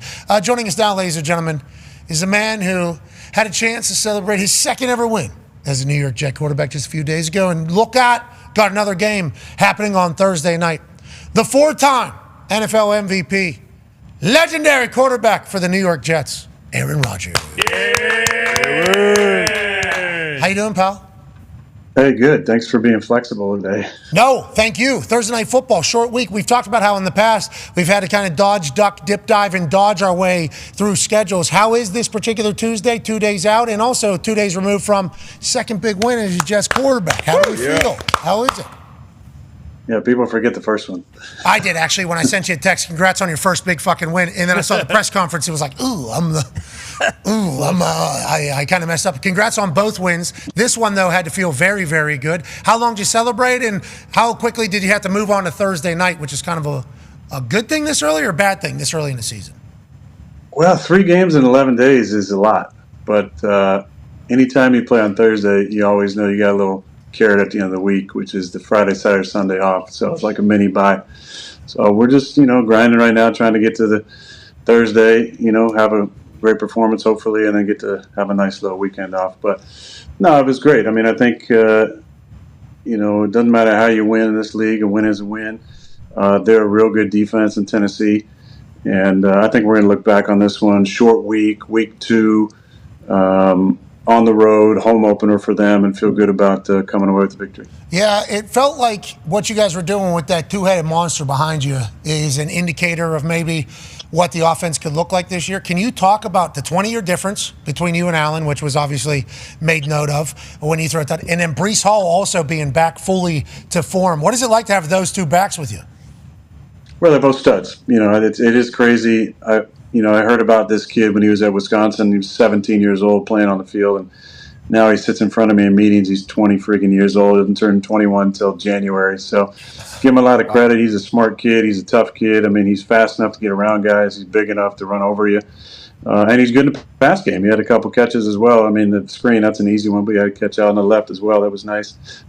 He's a talented kid. Breece is, he's a do-it-all guy. He can play all 3 downs. He can split out and tell me to throw him a go ball. He's a stud. So really love having those guys. Those guys are weapons for us. We just got to find a way to get our best 11 on the field. Sometimes just having both those guys out there. I loved hearing the story of Breece Hall telling you, like, hey, if they got a backer on me, I'm just going to run a go, throw it to me, and you just saying, okay, you got it. And Orlovsky was on in the last hour, and he said the fact that Breece Hall, as young as he is as confident and comfortable to say that to you is a big deal for the behind the scenes of your team. We feel pretty tight over there, especially this young into a season. Yeah, I mean, I give him a lot of credit. I think last year he was dealing with coming back from his knee injury, and he's still obviously had a really good season for us, but he's looked like a different player this year, and he's got just different comfort with the offense. He's so smart. He's able to tell me things like that. Hey, I can run by this guy, throw me a go ball.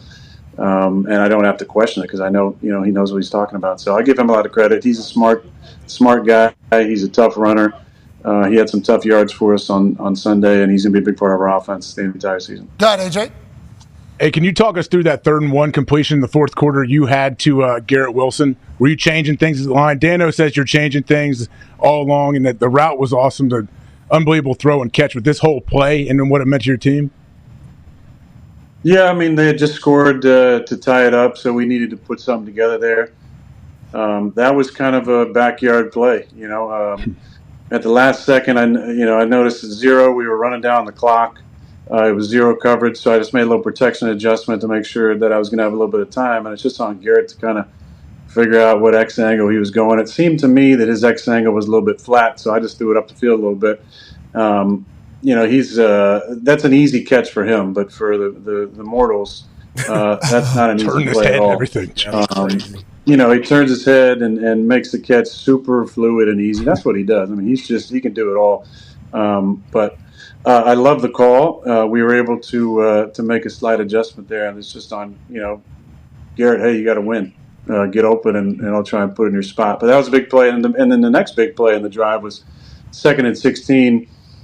Throwing kind of a 50-50 ball out there to Mike Williams that got us a first down there at the edge of the red zone and allowed us to score. And then our defense, held up in the end. How did it feel going through the entirety of the game, having to make those big plays again in the fourth quarter? Obviously you're a competitor. You talk about, and this is one of those plays, they were just talking about, you've talked about your need to compete and how much you love competition. And that's why you love the NFL and you love football and yada, yada, like that whole thing. Fourth quarter, gotta have it. Like that third one. Felt good to be back in the moment. I saw some fist bumps back from the kid, but did it feel good to be back out there? Yeah, it felt great. I mean, to play meaningful football, to feel healthy. I had a big, 2.5 yard scramble early in the game, so I felt like, I was moving pretty good. I got my average up to 0 from -1. There we go. Yards per carry, which is huge. But listen, I want the ball in my hands in the fourth quarter. That's why we grow up dreaming about playing football. It's not just to be out there handing the ball off. It's to be able to make adjustments on the fly and be called upon to make timely throws to win the game. And I'm thankful for that. We had it is an easy check, but an easy check on the touchdown run. To Braylon. We blocked it up great. I thought ABT and Morgan did a great job on the right side, handling the run through, and I think Conk was over there with a nice block, Allen, nice block, and Braylon just ran through an arm tackle and scored. But those are the plays you want. You want the ball in your hand in crunch time, making the right decisions to win a football game. So there's nothing like competition. There's nothing like being out there in the moment, being out there in the fire, and having to play your best in the most important time. Yeah, and I think the thing about you is you're not scared to hand the ball off, though. Like you will. Like you've always been that way. Big prima donna, asshole, ego, this whole thing. Would hand the ball off 40 times in a game if that means you win. Like in that particular game, you go for 176, we win the game. Let's move along. As opposed to needing to get 250, 300 every time. It's like you will check into the right play every single time, seemingly. Like that is Aaron Rodgers football. Well, listen, I'd love to throw for 400 yards every game, but sometimes that's not the that's like a crazy. That's not the way we're playing. That's not the way we're playing. It's about efficiency. We just haven't had a lot of plays the first 2 weeks. I think I played 39 plays the first week, and this last week, we were in the 50 range. So we got to do a little bit better, starting the game out, start a little faster to get more opportunities to throw the ball down the field. Receivers want the ball. They want to get their yards, get their numbers. But at the end of the day, it's about taking care of the football, making the right decisions, being good in the checks, and then being opportunistic. There's times in the, like we saw in the game, big third down in the fourth quarter, you got to make the right play.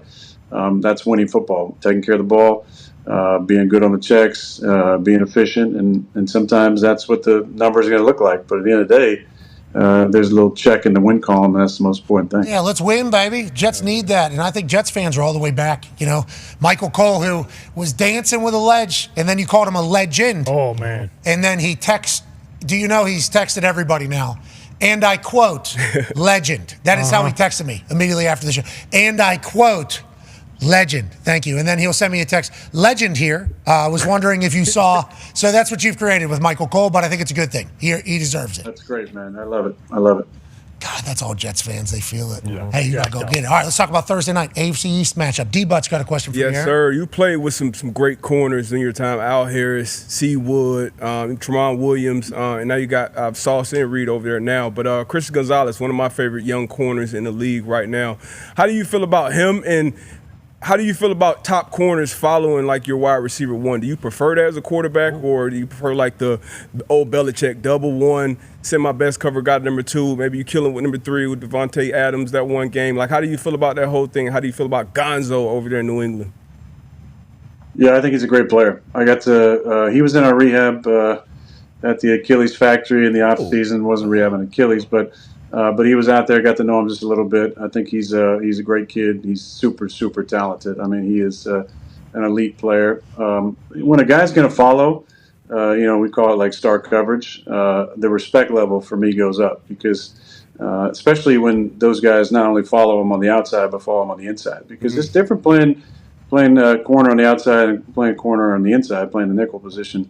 Because when you're in the nickel, you got a lot of two-way go. You got vertical, you got outbreak, you got in-break, you got shallow cross, you got all the different route concepts. That's why I always said Wood is the best corner I've ever seen, because he could be an elite dominant player outside and then go inside and be an elite dominant player. And that's just, it's hard to do in the league. There's not that many guys that have been able to do it.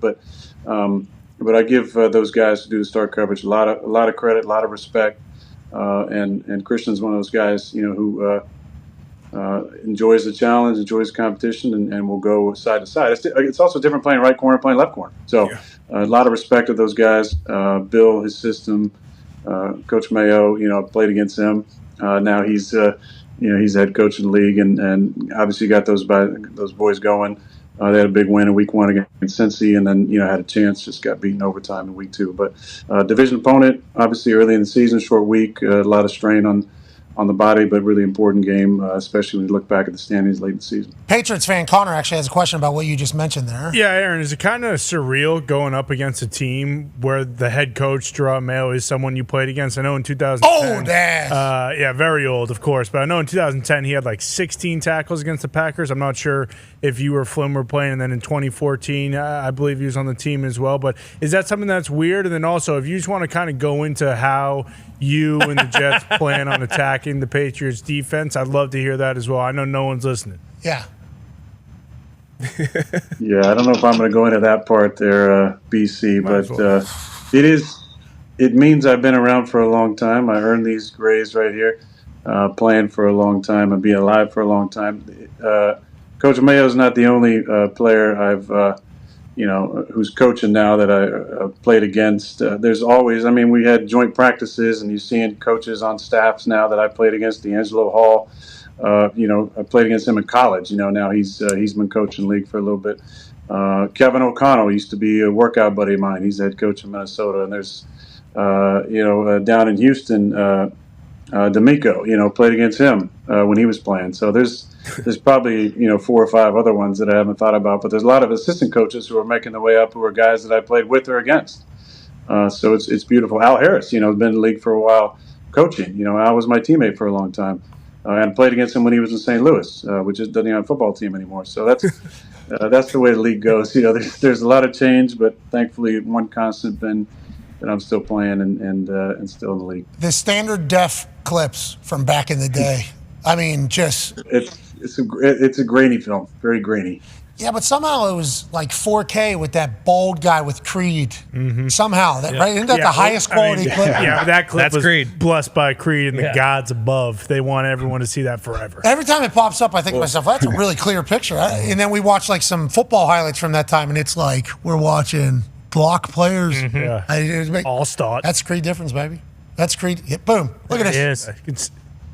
He's coming. When it's Creed, one of the greatest bands of all time, obviously you got to make sure Scott has a real clear solo shot. Look at the good lighting too in the middle of that thing. Just phenomenal showman.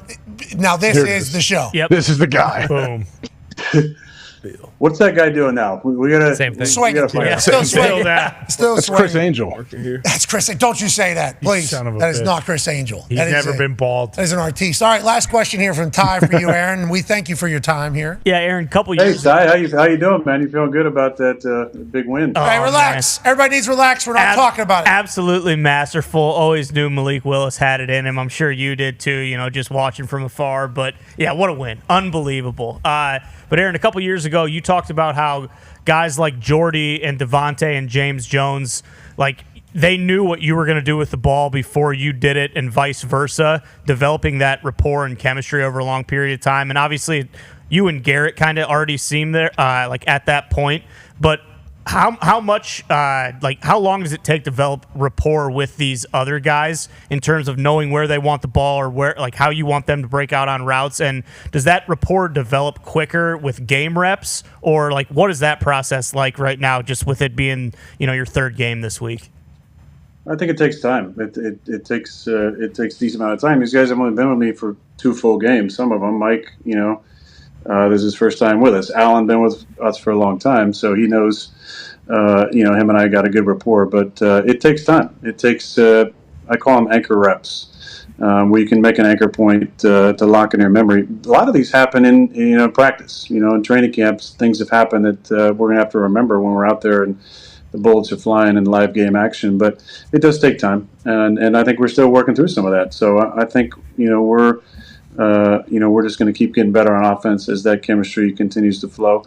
And I thought there were times where we did a better job in run game of some of our reaching our angles and the backs trusting the blocks. But there's still a lot of things to improve in both the pass game and the run game. A lot of it just takes reps, and it's those bank reps, those anchor points that we can go back to that happen in practice or happen in the game that we can kind of harken back to as the season goes on. But it takes time for everybody, I would say, except for Alan at this point, because we play so much ball together. Well, you guys still doing to me at the top? We still ATT. Yeah. ATT, bro.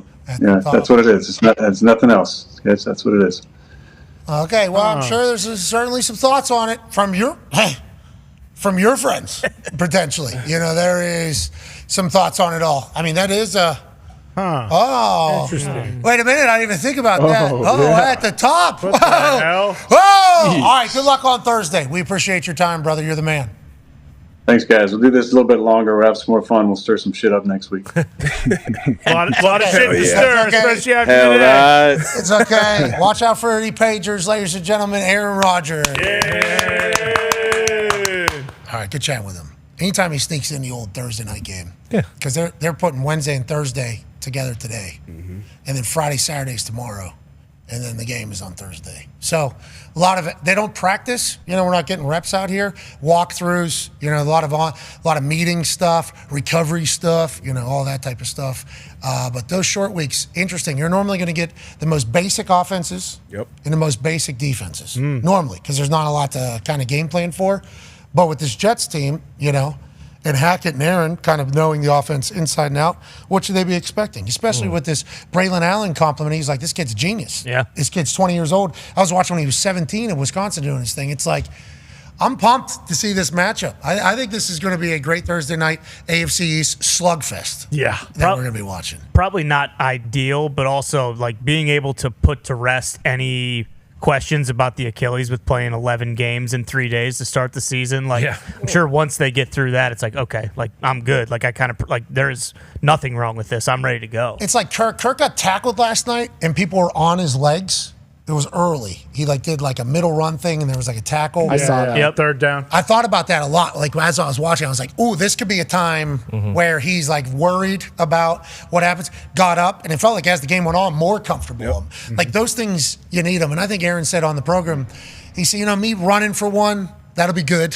That'll be good for my mentals. Me getting hit a couple times, that'll be good for the mentals. Because obviously he's 40 years old, played a long time. A long, long time in the NFL. But after that injury, even the most confident human beings need to be reminded, still got it, also could still take it, and can still spin it. That's why I think that win the other day is so big for Aaron, personally. gigantic. Yeah, imagine if they lost that game and then they're going into this short week 0-2, say, hey, we cannot start out 0-3 because we know Michael Cole and all kinds of people are going to be absolutely distraught if that would happen. There's him taking a hit, didn't see it, spikes the ball. Pissed. Not happy So about mad. it. Hey, did you see me get upset about Yeah.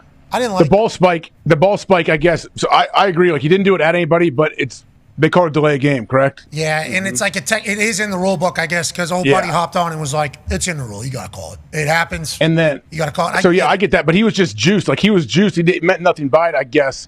But I guess I understand that. The other one, though, on the sideline, is it because they thought he was shooting a gun? He was shooting an imaginary gun?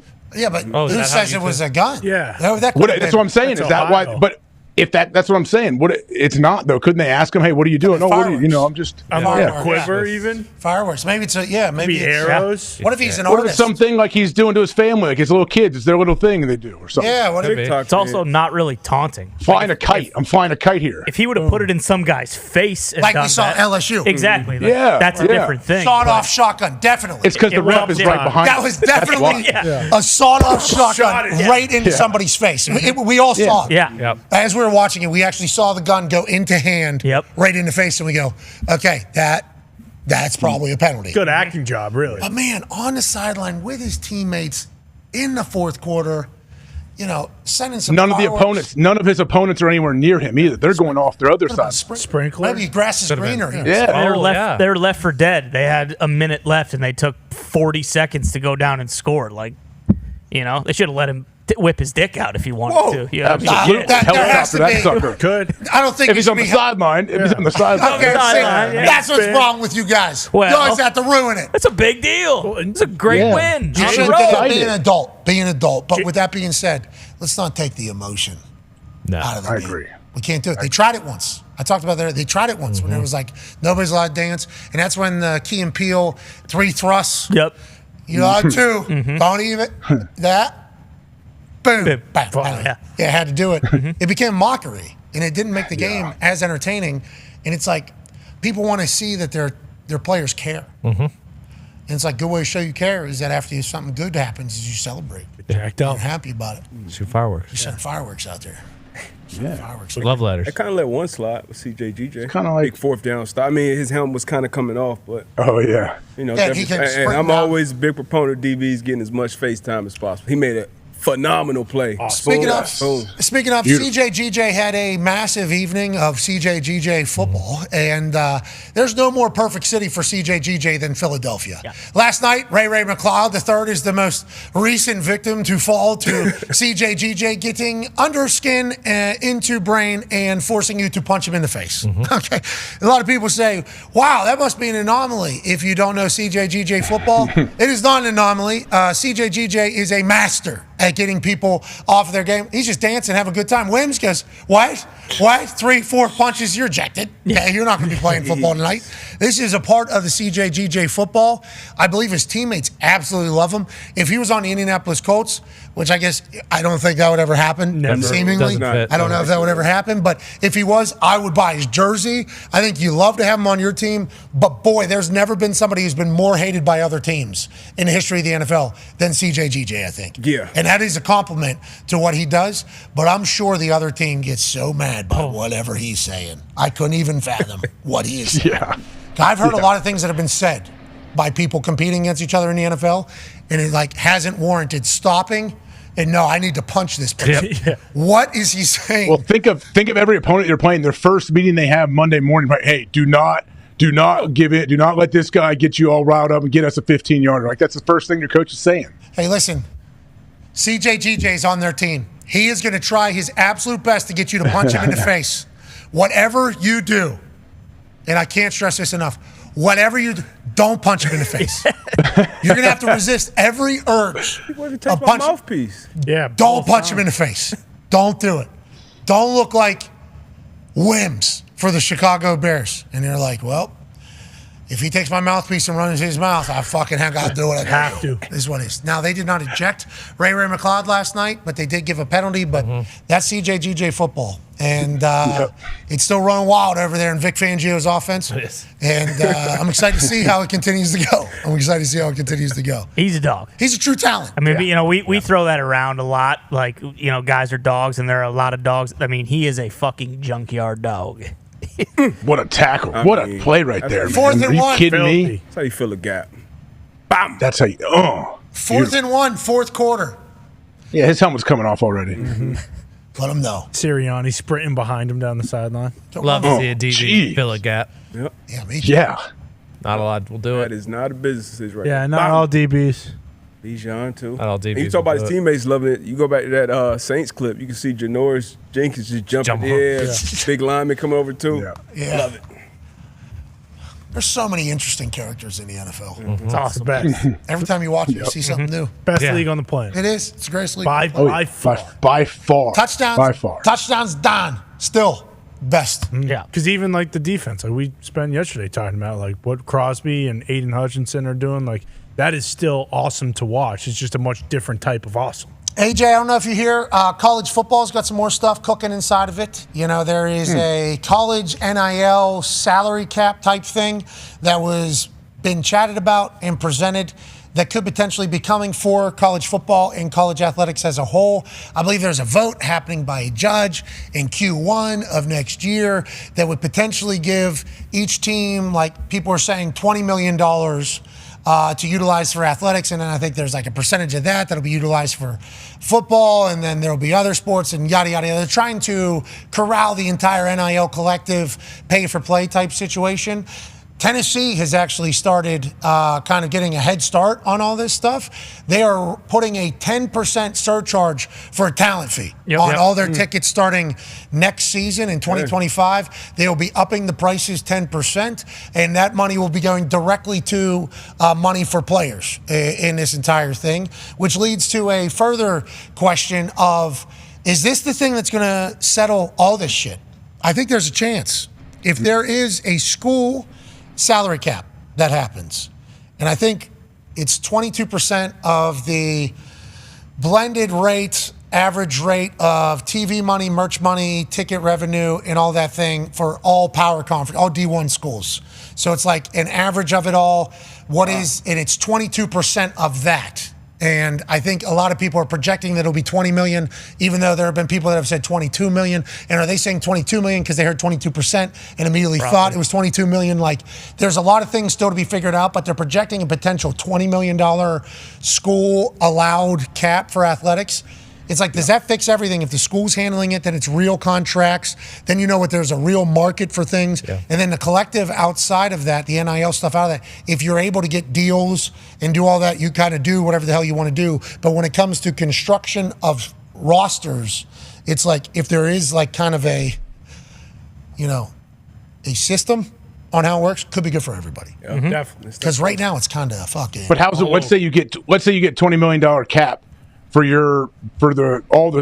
all sports. What, like Ohio State has like 36 sports that they have to fund. What another school might have 15. Does the football get way more? Like, does everybody have the same number? So I think it's going to depend on the schools, because I've talked about this. How's that going to work? Well, it's going to be voted by the schools, I think, on where the money goes to. So like, there's going to be some schools that are going to be very much like, yeah, we're going to put that behind all the football. We know the schools that are going to go all football. But I think there is a max at a percentage. I think it's like 70% or something like that. I think there's a max, because the way it's been laid out is as if it won't happen. But like, there were some people from Michigan I talked about. They're like, they take very serious the Olympic sports. Yeah. Like, very, very serious the Olympic sports. They take a lot of pride in the fact that they have a lot of Olympia. I mean, Michael Phelps was there representing Michigan. It's like, so that $20 million, the way it's going to be allocated, could potentially be different at that particular school than somewhere else. Like Ohio State. What is Ohio State going to do with it? A lot of great women's sports there. A lot of great, I think you guys have. Spread it around. Believe me, I promise you, they will not be all in to put it all towards football. They will absolutely spread it around. So I'll be excited to see how that whole thing works, because then is the football team allowed to utilize then like outside money to think so. Have to. But then you can't, because then you're not getting rid of the outside money doing the entire. Ooh. Yeah, if you can do NIL on top of it, then it doesn't matter. Then it's still the same thing. It's just more money involved. Yeah, then it's just guaranteed money coming from school happening. And I think there's 105 scholarships everywhere, so there's no walk-ons. I think every roster spot is filled with a scholarship, I think is the new thing, which is why people are scared that we're going to lose walk-ons, need walk-ons. Yep. And then their answer is like, we're just giving scholarships to who would be the walk-ons. It was like, well, there's still walk-ons somewhere, that need to deserve the opportunity to be able to show up at the front door, say, hey, you all counted me out, even with more scholarships. It's like, so I'll be excited to see. It's a lot. There's a lot. A whole lot, yeah. There's a lot of questions, man. It's a lot. College football just needs to be its own thing. Like, we've had this discussion before, too. Like, it is separate from the rest of the college sports. Obviously, there's still student athletes, but when it comes to money, like, college football is its own category when we're talking about college sports. Like, even college basketball, massive, for sure. But a lot of people don't care until March Madness. Not even close. Like, college football from week 0 till the national championship, people are living and dying with these teams. And they do, at the end of the day, make so much more money than all of the other college sports. Like the LSU, when LSU went to the national championship in 2019, there's that stat where they laid out like how much revenue the college football team provided to the school with all their other sports. And it's not like they were bad at the other sports. It was just the college football, it's just bigger. Yeah, you got 100,000 people. Everything else was in the red. You got 100,000 people buying tickets. And the TV deals are gigantic for football. Yeah, March Madness, to your point about men's basketball and women's basketball, I think it makes a lot of money. I think the TV deal is pretty good. Yeah. But there's so many teams involved. Way more D1 teams. So, like how does it go? Yeah. So, it'll get sorted. But I think this school cap is the next step in trying to figure out all the chaos. But with this brings more. Yeah, because it's kind of just it's opening the door for people to pay certain guys under the table if they're over the cap, and also like no, that's not what it just by a sheer number. You just mentioned it. Like there's 105 guys on a football team. Like they have to pay 5x more people than any of these other sports have to. So like the majority of the money has to go to the football team. I'm excited to see how it all works out. The future's bright, though. We need to know that. Ratings are saying that. College football, sports getting better. Immensely popular right now. Continuing to grow. Ratings going yada, yada, yada, yada. Right? Yada, yada, most watched wasn't Chiefs Bengals the most watched week 2 425 game on CBS ever? That's what football is just like this. Everything else is kind of trying to figure it out whenever it comes to linear ratings and live streaming ratings and everything like that. Football has it very much figured out, and people are hanging around to watch the entirety of it. Shout out to football, dude. Shout out. Shout out to football. Football is a great sport. And as we wrap up this glorious Tuesday, I think it's time we get smarter. Ladies and gentlemen, it's time for Everything DB. Good D, bad D. Let's do it. Let's get to it. Speaking of football, let's get better. Let's get smarter. Let's start in. Here we go. Boom. Minnesota. It's Brian Flores defense, not Brian Flores. Sometimes Flores, sometimes Flores. Who says, what are you talking about? I call him B-Flow. I played for him. I'll call him B-Flow. But he had a great job with his From defense. the Narduzzi tree? So far. Against the San Francisco 49ers. See the pre-snap read. Looks like single high coverage, maybe cover 3, maybe man. You saw the article. Post-snap, I did not see the article. D-Butch, I'm sorry you're having to battle through what you're having to battle through right now. Do you hear what he's saying over here? Do you hear what he's saying? Flores, they said Flores learned everything he knew from Narduzzi. So saying his name wrong, just everybody needs to relax, please. B-Flow is a great defensive coordinator, and he picks up something from everybody, like every good coach. And he was around Narduz, so he picked a couple things up. There's no reason for you to say Narduz birthed B-Flow. No, I'm pissed about it because obviously it was Belichick, and Belichick doesn't get any credit for any of the good coaches that come from his tree. He only gets this guy. Anytime you leave Belichick, they fucking stink without him. It's like, no, there are plenty that leave Belichick and are great coaches, but he doesn't get any credit. And this is just another example. There's fucking articles being written that Pat Narduzzi is the one that basically told B-Flow how to fucking make his scheme. It's asinine. Narduzzi had a big comeback win the first 2 weeks. He did. Yes, he did. Flores got the deep buzzing this year, too. Anyway, sorry about that. And B-Flow is a Boston College Eagle. Fucking amen he is. Speaking of the Belichick tree, KOC over there in Minnesota, and obviously B-Flow on the defense side of the ball. See this pre-snap read, and watch these underneath defenders. You'll see post-snap, they're going to go to cover 2. But watch these 2 defenders underneath, starting with Cashman. He's that left highlighted guy. He's going to just watch the pre-snap. Skies, boom. So now post-snap, we got cover 2, 2 high shell, and just watch these underneath defenders. Watch that right hash, boom. I mean, that's a great break. I know AJ can appreciate that. Great eyes, great balance. Then you're going to see the tip. You practice this all day long, D, but you know that DBs, linebackers, that's all you do, break on intentions. You read the quarterback, and when you break on intentions and cut underneath it. This is great drop. That's something you work on all the time. Hell it's yeah. Great the most basic, fundamental situation. What did Purdy say about this defense? Purdy said something. That scheme is crazy. Yeah. When he talked to B-Flow a little bit after the game, hey, that scheme is crazy, bruh. And then you see it right here from the back copy. You see it from Purdy's view. Great drop. Breaking on intentions, and then I always talk about tips and overthrows. You got to catch those, got to have them when you get that opportunity in the game. Especially, and you set up Sam Darnold. Great field position right here. Cashman had 13 tackles, too. Cashman is an animal. He's cash, man. Yeah. He's cash, man. All right, let's go to the Pittsburgh Steelers here, shall we? Next one, man. I feel like I'm picking on Bo Nix back-to-back weeks. He's been on here, but it's tough for rookie quarterbacks. It's tough when the play call, the scheme doesn't necessarily help you as well. And we got Corey Trice Jr. up there. Talked to Tone before the show. He said, 7th round pick, I believe, could have made the team last year, got hurt. Yep. Finding work right here. So just finding work. Once again, great zone eyes. You'll see it even better from the next copy. Bo Nix, he's looking front side. He's looking to his left pretty much the whole time, so he never sees Trice in the backside. Here we go. Boom. So you got the crossing route coming from the front side with Sutton. He's eyes. Great eyes. Tight end. You see the tight end he's lined up across from. That route backside has to hold that DB. Once he doesn't, you see TJ Watt also getting out to that pill route. Once those eyes don't hold you, now I can look back to the front side and find work if I'm that backside corner. Great job reading the quarterback's eyes. Bo Nix never sees him. I won't say he's out fucking the receiver again, but he's staring him down. He's a rookie. He's a rookie. It's tough in this league.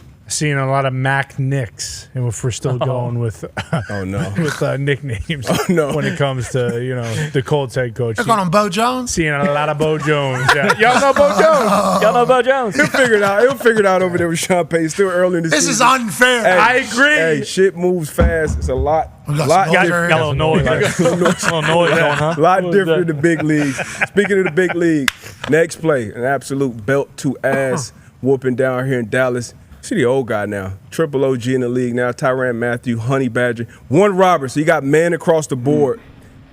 And I mean, this is great. Wow. So he passes up the first crosser. You see the number 3 receiver. He's going to run across or run past his face, keeps his eyes on Dak, and goes right into that second crosser. Great elite ball skills. Had him at LSU and has had it his entire time in the league. 34 interceptions in the NFL. The most since he's been in, I believe, since 2000. He knew exactly. Holy shit. So it's one robber, man-to-man coverage everywhere else. Everyone else is outside leverage. You funnel receivers into me. I'll have my eyes on the quarterback, and I'll make this play right. I mean, he's gone right now. And a lot of young guys will take that first crosser because the first crosser is he's kinda, dropping him. Yeah. What made him drop him? His eyes on Dak or what? Yep, the same thing you talked about with Cashman, just intentions. Eyes, understanding the concepts, knowing, okay, they like double crossers, double digs here. Tyrann has been around the league forever, super heady player. I think he could be a defensive coordinator. Right now, he's that type of player when it comes to thinking through the game. Just eyes on and ball skills. You got to finish this play. Does it being CD have anything to do with it too? CD being over there, obviously you're going to know where 88 is. You only have a tight end here backside, so you know where your threats are.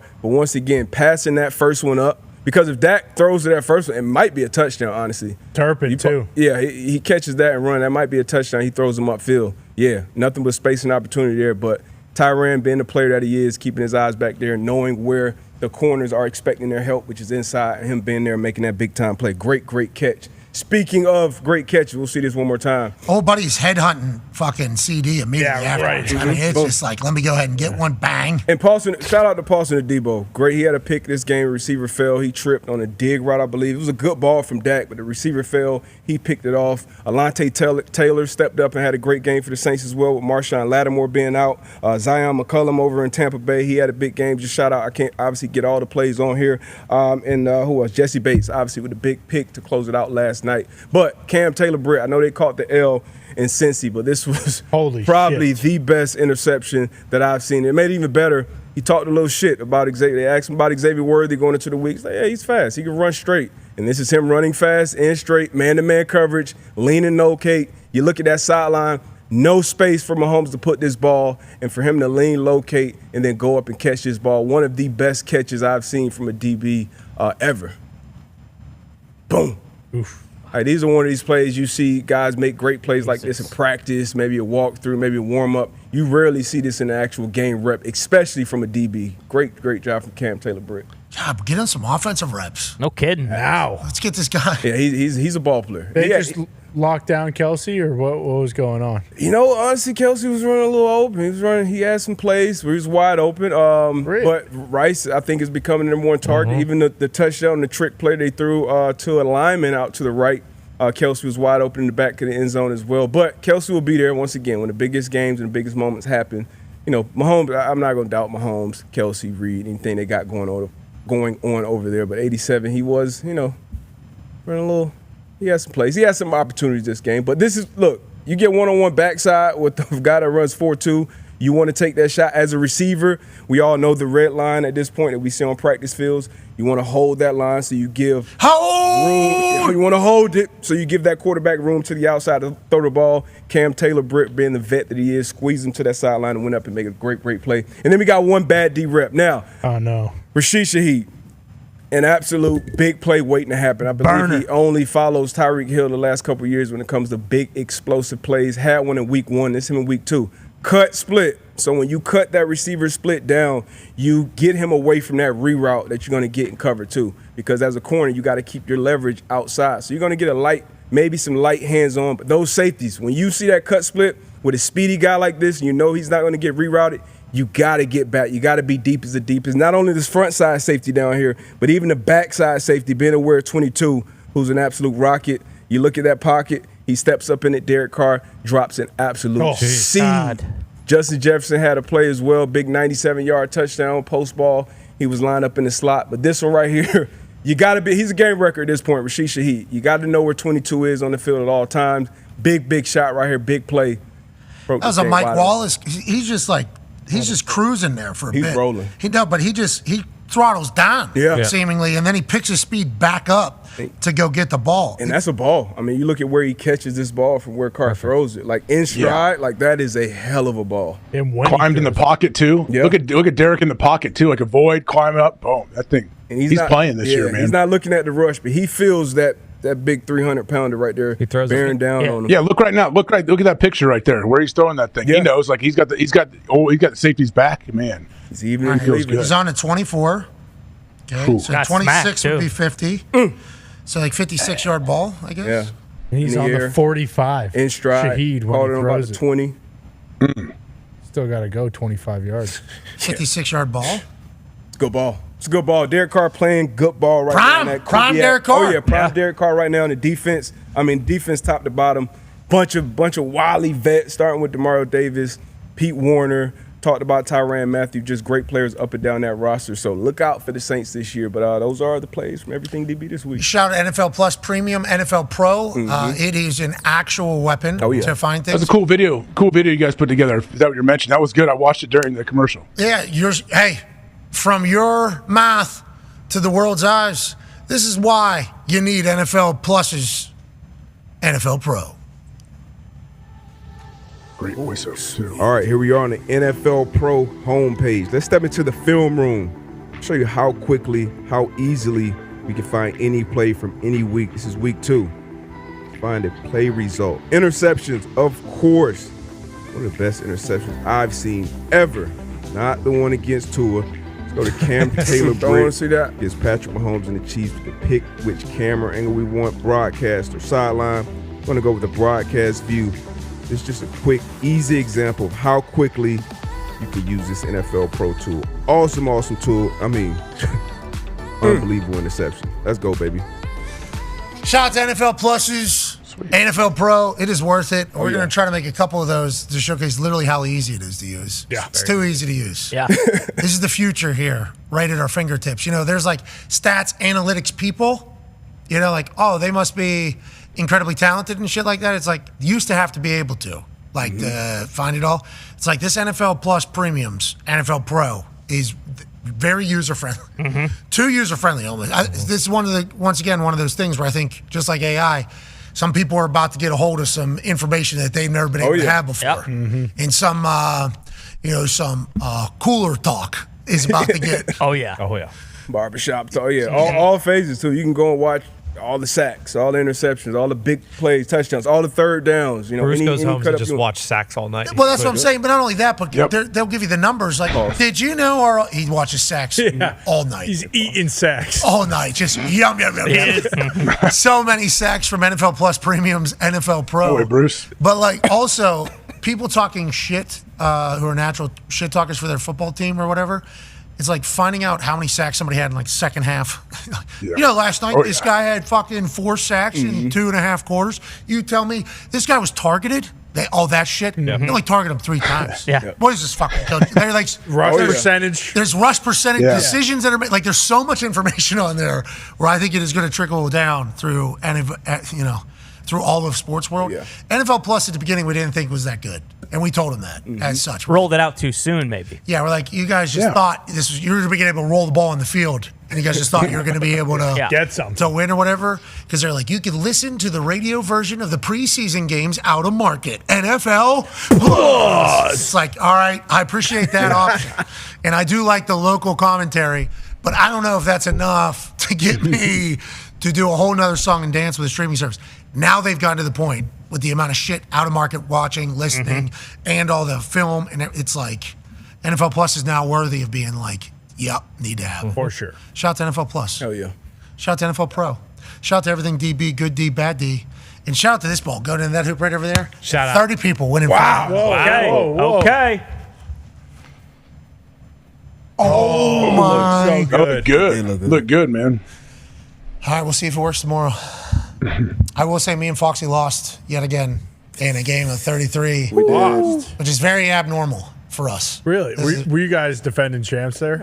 Okay, yeah. We lose one time, we lose our championship title. We're fighting champs. Yeah. So that was the championship yesterday? Yeah, but you were the reigning champs. Oh, okay. So not that abnormal. Very abnormal. Not that abnormal. 2 straight here. This is not a... We got cold. We got cold at the end. Yo, we started off cold. Yeah, I was going to say, we can all make excuses. I mean, we just lost. We straight up lost. Statement of fact. You guys had a fantastic round there at the end, though. I mean, I'll tell you what, your guys' stamina really showcased in that game of 33. Well, yeah, we didn't warm up like your partner did, but that's probably To be why. clear, Evan Foxy meditates with a ball in his hand. Yeah, exactly. So what do you want from the guy? Yes. Okay, that's going to happen. Yeah. Well, good win by you guys. Your shoulders got I think that skull kind of legit. That skull clap. I felt the skull clap midway through that 4th round we had or whatever, and it's like way too many MB threes are being shot by these shoulders.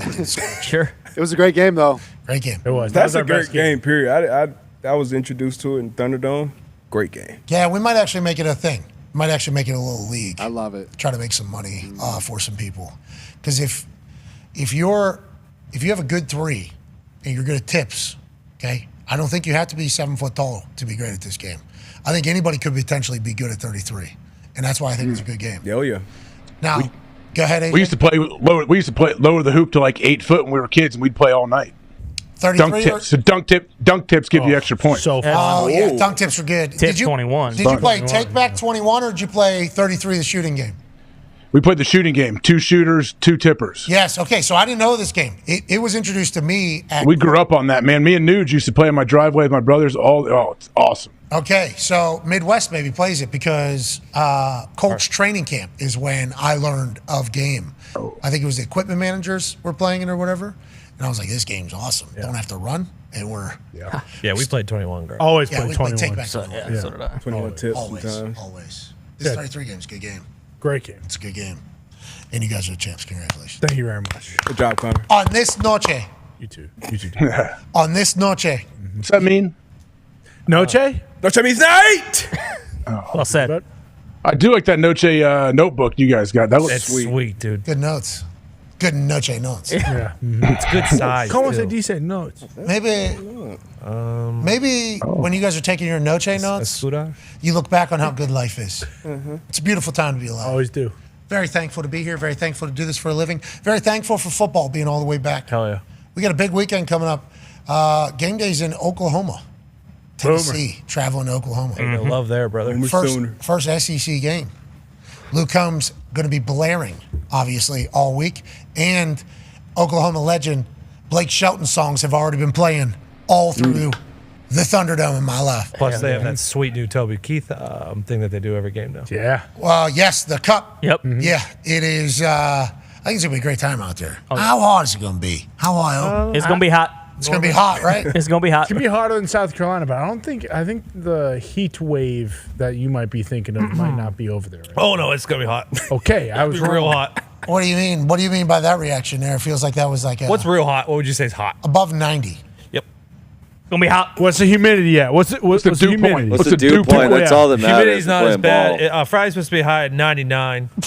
Yeah, that's fucking hot. Whoa. That's real fucking hot. Holy Saturday's 95. Oh, great. Okay, I can't wait. I'm pumped to get out there. It's going to be real fucking hot. Central time. Yes. Central time. Also, noche means night, so you'll be all right. Okay, you're right. You're right. I forgot about Noche that. does mean night. But that doesn't mean anything about our show in the afternoon, which is when it's the hottest. And then game day is going to be thick, guys. Oh, That'll be But it's okay, 8 though. to 11. I was going to say 8 to 11. It'll probably only be like 85 by the time the show starts. yeah, you're right. And the good thing about South Carolina is, boy, those clouds just really blessed that South Carolina stadium. And for game day, it was kind of like rainy, overcast. As soon as we got into that stadium with our backs facing what appeared to be, I guess it would be east, because the sun rises in the east.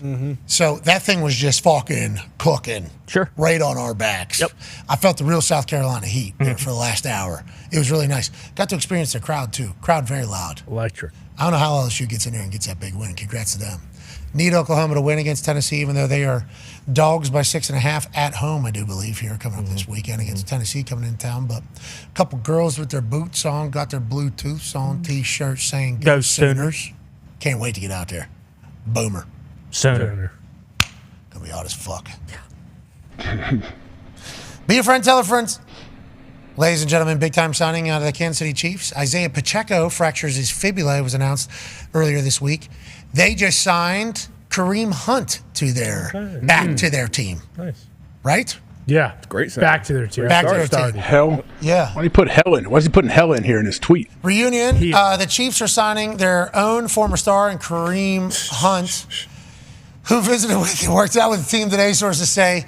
He'll start on the practice squad and help fill the void left by Isaiah Pacheco's injury, which will put him out potentially 2 months. Samaje Perine also up for the Kansas City Chiefs. You remember him from the Cincinnati Bengals when Joe Mixon got hurt. He took over kind of the running back thing and had superstardom. Kareem Hunt has done a lot of great things for the Kansas City Chiefs and also for the Browns. Wasn't with the team. Now he's back with the Chiefs. Andy Reid is going to always reload. Hey. That's right. Carson Never Steele. stands pat.